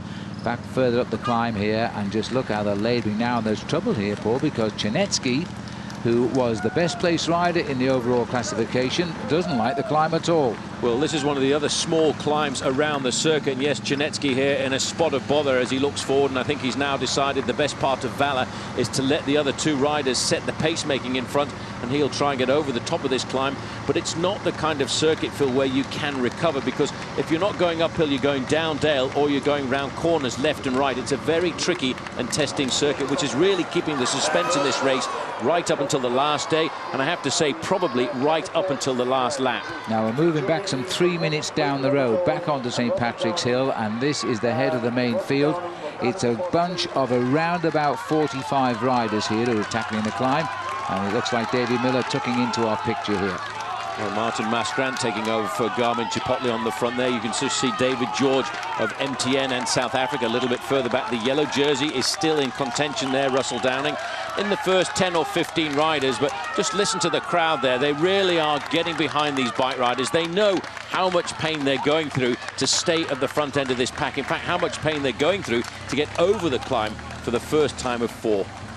Well, there's the result of the riders ahead have gone over the top first time. Rabon and Ericsson and Chernetsky were together. Mascand is the rider here at the head of the field, who was placed in Paris-Roubaix this year, the first time he's attempted that race. But there's big trouble now, because Ilya Chernetsky has not got back to these two, and it looks as though he's falling away. This is the area where they're allowing drinks to be handed up, and the two riders now in tandem. Remember, they broke away very early on today. They have got just about 3 minutes over the main pack, and they've got 3.5 laps to go. Probably just a chance to survive. This is not a good sight. Mark Cavendish has seen St Patrick's Hill. He's turned round and he's just abandoned the race. I don't think anybody is going to begrudge this man. He set the race on fire over the first 3 days with his magnificent sprints, just like the stage wins he gave us in the Tour de France and, of course, in the Tour of Italy. It's been a long, hard season, I think, for Mark Cavendish. These two leaders, though, Phil, are doing a great job, because at the line, they were 1 minute and 57 seconds ahead of the yellow jersey group. They've now pushed that up to 3 minutes, and they will be seriously thinking about surviving and trying to get themselves the stage victory. Well, this is the next chasing group trying to get up there now. Remember, those two riders up front are both the time trial champions of their country, the Czech Republic and of Sweden. And this is an interesting move. This is Alexander Gottfried here. He's one of the riders at 18 seconds behind, so he is a big danger, especially if he gets up to his teammate. So once again, Russell Downing is now into a spot of bother here, and he'll need a few friends, I think. Well, one of those friends will be Phil Griffiths, I'm sure of that. Okay, lads, we have a problem here. Kaczynski is dropping back, as is his teammate Gottfried is going forward, and he's at 18 seconds. Get them two together, it's a little bit dodgy. Mastered the understatement, Phil, a little bit dodgy. I say it was quite serious if they get together, but we'll see. I think Downing knows what he's got to do, but he knows that others want to take up the chase as well, especially riders like Julian Dean, who's only 2 seconds behind Downing in the overall standings. Well, it's still František Rabon and Fredrik Ericsson at the front of the bike race, but that is quite right what Phil Griffiths was saying. If those two riders from Tinkoff get together, although Chernetsky, Phil, had been dropped, he'll muster up some strength to try and give the advantage to his teammate on this flatter part of the course. Then I will think what would happen is once he comes to St Patrick's Hill again, it'll be goodbye to Chernetsky, but he could turn the tables in the advantage towards assisting his teammate Gottfried. These two now know the way around. They've done one lap. They've seen the crowd. It seems to be getting even bigger here on St Patrick's Hill. I'm a bit surprised with Rabon, because he's been the sort of rider on Team Columbia who's been under pressure over the opening days and often in a bit of bother at the back of the field. But he went out early today. He now seems extremely strong. Well, bear in mind, Team, I'm going to call them Hyro, but in fact Team Columbia, as they're now called, Phil, have been looking for something this afternoon. The first few days they were defending Mark Cavendish, but they've got 2 or 3 riders in with a chance of winning this bike race overall. And the fact that they've got a man in the breakaway, they could also be trying to use this tactic a little bit later in the event if they need a man in the front to call him back, if the attacks come from their men highly placed in the overall standings. Well, Ericsson here, the time trial champion of Sweden. Earlier in this race, he was away for an awful long time. It paid no dividends for him then. Maybe better luck today. This is the chase group, and the man missing, of course, is the yellow jersey of Downing. but Chernetsky has made the junction with that group. He's been caught by his teammate. Now he's probably buried himself along the flatter part of this course to try and stretch the advantage of this small group over the yellow jersey group, containing, of course, the man who leads overnight, Russell Downing. I think just noticed there that Chernetsky was pulling over, Phil, and I think it's job done for him. He'll just wait for the main field. But there, it's putting a little bit of pressure onto the shoulders of the yellow jersey, who's looking now for a few friends in this pack. It all sounds a novel tactic, one man dropping back to take forward his teammate, but I think the reason Chernetsky dropped back was he was finished and he wasn't able to help Gottfried there at all. That gap of 32 seconds is between that little group of chasers and Russell Downing in the yellow jersey bunch, which is right here. You can see Downing just below us there, and that they are looking to bridge 32 seconds, which means that Gottfried at the moment is the overall leader of this race on the road. That's the man in fourth position, his teammate there just slipping away. Yes, he started the day only 18 seconds behind Russell Downing in the overall standings, and that's why he's putting a lot of pressure on the yellow jersey at the moment. There you can see it's an incredible atmosphere here, and what an atmosphere for these bike riders to race in.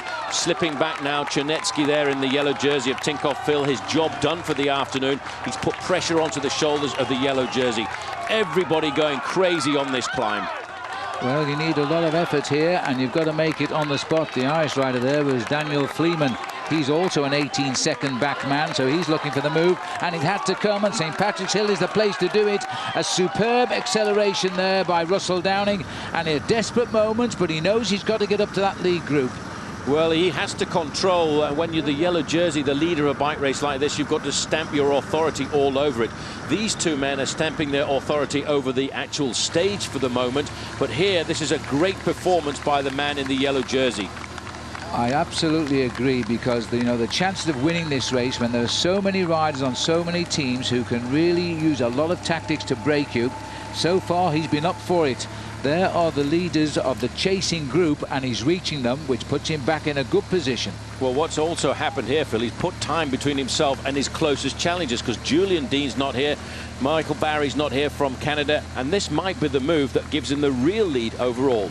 So with just over 2 laps still to go, the yellow jersey is on Russell Downing, and he still reflects the sun over the River Lee.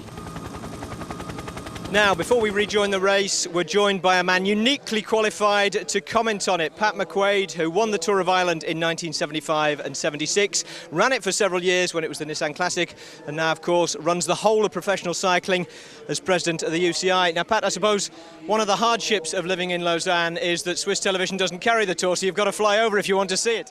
Well, no, that's not quite true, because I have my Irish television over there, so I can actually see it. But no, I've flown in for the weekend just to visit the race and to give it a bit of support, because it's very important. It's an important race, not just for me being an Irishman as such, but it's an important race for the sport of cycling as well. I mean, you've got global responsibilities now, but this race always must have a special place in your affections. Well, naturally, it would do. I mean, as you say, I now live in Switzerland, so I don't get back to Ireland too often.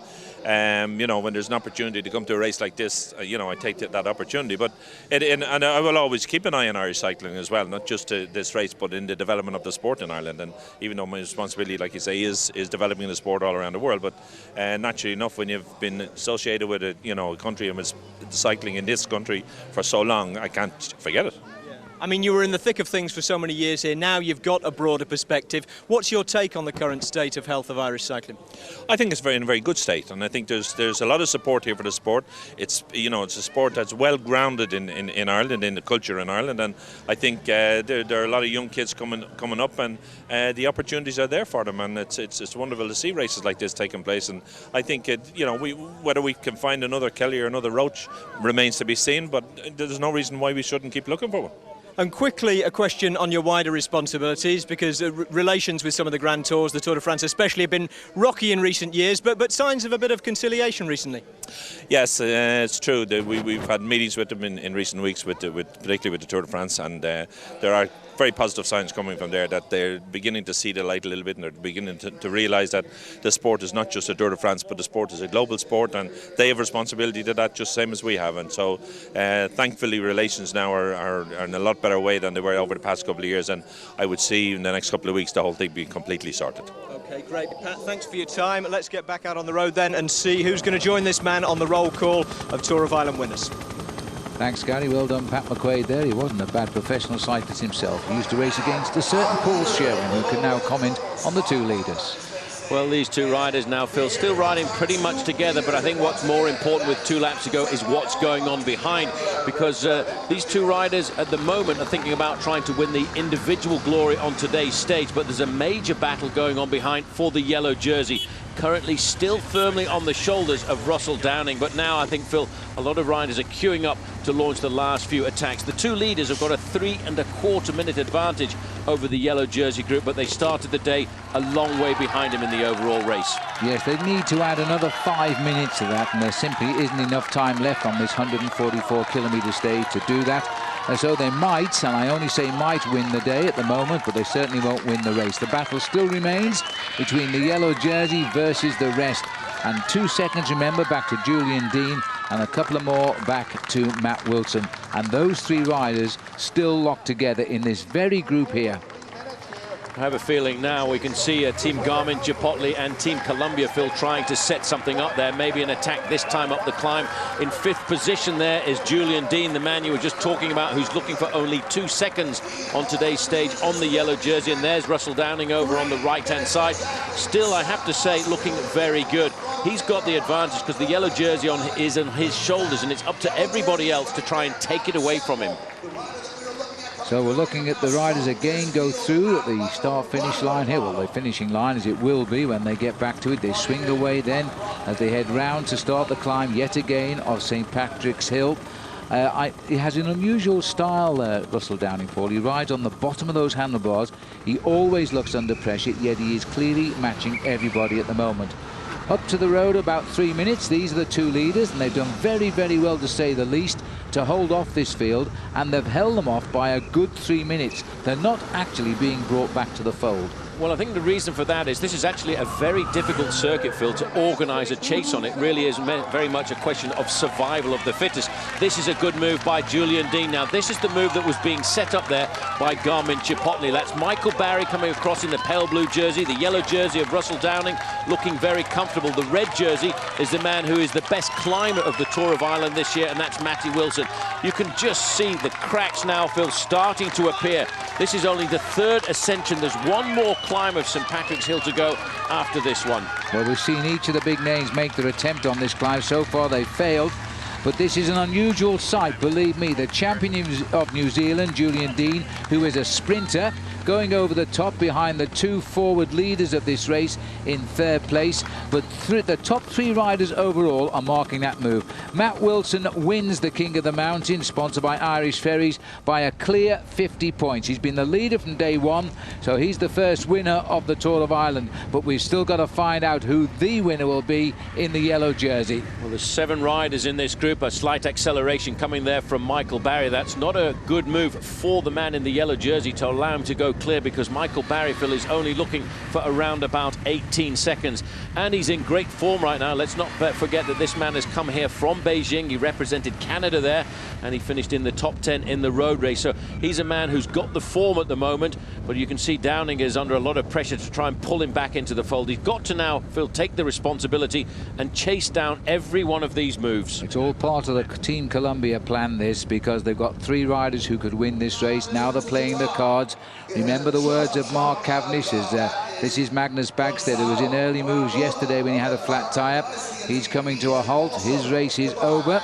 Left behind, no point in getting round those circuits again, as former stage winner of the Tour de France. But about the Team Columbia plan, Paul, this man now knows he's got the 18-second advantage.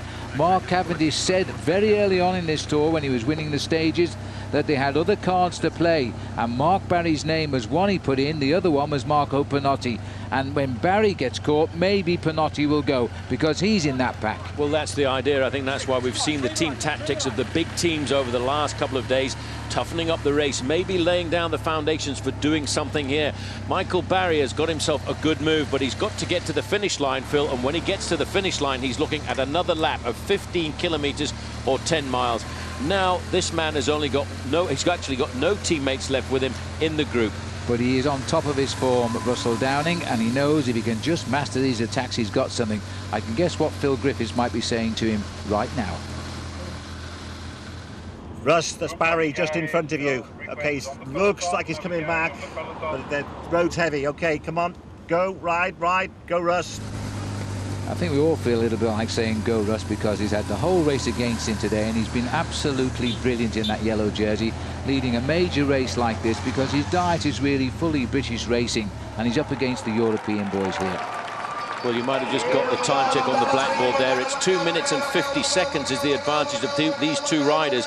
And in fact, Michael Barry was only 25 seconds ahead of the main field. One last lap to go. It doesn't sound very much when you say it quickly, but it's one more ascent of St. Patrick's Hill, and still a very tricky and treacherous and dangerous finishing circuit to get round. 32 seconds now, Phil. It's stretched out that gap between Barry and the yellow jersey group. So currently the yellow jersey, the virtual yellow jersey, is on the shoulders of this man, but he's got to keep hold of at least 18 seconds of his advantage over the chase group behind with Russell Downing. And how many times in the last 2 hours has Russell Downing seen that yellow jersey lost on the road, and he's fought his way back into the picture? Well, he's gone clear now, Michael Barry. Here comes the chase group. Still in there, the top 3 riders in the race. The red jersey in third of Matt Wilson, the white jersey of Julian Dean, who is in second place, and the yellow jersey of Russell Downing. And they're now hunting for Michael Barry here. And it's also a battle between two big teams, because Garmin Chipotle have come to the front end of the main field. They're going to be an ally now for Russell Downing, because they don't want Team Columbia to win. That's why Trent Lowe on the front in the blue and white jersey is setting the tempo. But Phil, wait for a dynamite explosion once we come to the climb this time, because it's extremely important now, last time up the climb, to go for it if you want to win. There's the last on-post result too. Ericsson wins that up front, the Swedish time trial champion. This race, as David Miller calls it quits now and joins the list of the abandoned men. They have just caught Michael Barry and stopped his brave escape. That just leaves Rabon and Ericsson up front. They'll probably take the stage, but who's going to take the race as an immediate attack? It's a counter move. It's a light jersey. It can only be Marco Pinotti of Team Columbia, and it is. Well, Pinotti is the time trial champion of Italy. This is going to be the ride of his life if he succeeds. It must now cause great consternation to Phil Griffiths and to Russell Downing. Do it, Russ. It's your race. Trust me, do it! Well, Phil Griffiths is right, he's got to give it all. Has he not given his all day, Paul? And now Russell Downing is got to counter the move, and Matt Wilson is right with him. The tough thing about being the yellow jersey, especially in the closing stages of a race like this, Phil, is if you have no team support. All of the team, Pinarello, Candy TV, have sacrificed themselves in the early part of the race this afternoon. Now Russell Downing is on his own, chasing this man. And bear in mind that this man is a very good individual time trialist. 3 times in his career, Phil, he's been the time trial champion of Italy. He knows how to ride on his own. And now the chips are really down here, and Downing in the yellow jersey has it all to do here. Marco Pinotti is a member of Team Columbia, the only Pro Tour team in this event, and their experience now is showing here. They won the first 3 stages with Mark Cavendish, their sprinter. Cavendish always said he wasn't the man to look for the win. Pinotti was. 5 kilometers to go, and now off go the drinking bottles, lighten the load, because it's all about chasing this man down. The gap, Paul, 40 seconds. He needed 15 plus the win bonus for 3rd place, and he's got everything. That's what it's all about. He's just got to keep the tempo going here this afternoon. He started the day 18 seconds down. It still is a pretty rough ride to the finish. This is the final little ascent, and Matt Wilson there digging deep once again. He's already got a title from the Tour of Ireland in the bank. That's the King of the Mountains classification. But here he's trying to think about whether or not he can win this bike race overall, because the man in the red jersey there, Phil, started the day in 3rd place on GC. I think Wilson has been superb. I think Downing has ridden better than we've ever seen him ride, and Julian Dean, the sprinter, as well. He's the rider in black and white, dead centre. But all 3, I think, have been outmanoeuvred here by a Team Columbia who have waited, manoeuvred, and now broken. And we just hit 75 kilometers an hour. Pinotti is serious. Well, he's in the downhill part of the course now. That's almost 50 miles an hour. It's going to be very difficult to catch this man. Once he gets down to the last couple of kilometers, there's a few little squiggles in the circuit, but look at Russell Downing, Phil. He's trying to find every last little bit of energy that he can here. He dreamed, I suppose, last night of trying to win this bike race overall, but as you've said, he's been up against one of the top teams in the world, Team Columbia. Let's not forget there are two leaders on the racecourse today. They cannot win this race overall. They're too far behind. They can, of course, win the stage. 1 kilometre to go for Marco Pinotti. The other two are nearly home. We'll see them soon. This rider knows now it's desperate moments. He probably can't win, but he won't give up trying. Getting a bit of help there from Julian Dean. He's come to the front too. He's thinking about a high place in the overall classification. Just sitting on the back there was Michael Barry, teammate of Marco Pinotti, getting down into that time trial position. He's not thinking about winning the stage here this afternoon. That is gone. Yes, and if he's going to win for Team Columbia the race, this man, Rabon, is going to win the stage for Team Columbia as well. So they really have come strong and good on this last day of the Tour of Ireland. Rabon gets what is only his second win of the year. Coming into view is the time trial champion of Sweden. This time, unlike the other day, he stayed the distance, and that's a great second place too for Eriksson. Well, Eriksson coming across the line for second, but the next man who should come into the finishing straight, Phil, should be Marco Pinotti. Celebrations there for Rabon, a great win by Team Columbia, and it could very well be that they're going to get the big win as well, because the next man across the line should be Marco Pinotti. Great win by Team Columbia, Phil, here this afternoon on the stage. Well, that was a long breakaway, well deserved by František Rabon, but here's the rider now who's putting the icing on the cake for Team Columbia. He won the 21st stage, a time trial in the Tour of Italy this year. He's now done the time trial of his life to take out the 5-day Tour of Ireland. And now he is coming home, Marco Pinotti. His mouth is as wide as you could wish. A few more gulps of air on this terribly difficult finishing circuit. He sprints home now, and he gets the victory in the Tour of Ireland because he only needed about 15 seconds. This has been a Team Columbia great show. Well, joining his teammate there, who's just taken out the stage victory. He's going to have to wait for 15 seconds now, Phil, to see whether or not he's won the Tour of Ireland overall. The last official time check we got was 40 seconds, and this is the time coming up for this man, Russell Downing. 15 seconds has gone by, so Russell Downing here, Phil, has lost the Tour of Ireland. But he goes out in style. He finishes 4th on the day, and he's only just lost this great race. Well done, Russell. You've won this race. Oh, wonderful. I'm so happy. It's been in my dream since I came here. And thanks to the team, Michael Barry was unbelievable. All the other guys. Thanks to the team, man. I'm very happy. Tell us about these final circuits and the repeated climbs of St. Patrick's Hill. Was it always your plan to attack there? Yeah, I had a plan to do something because I'm not fast. And I had nothing to lose. I was happy that it wasn't raining, otherwise the circuit would be very tricky.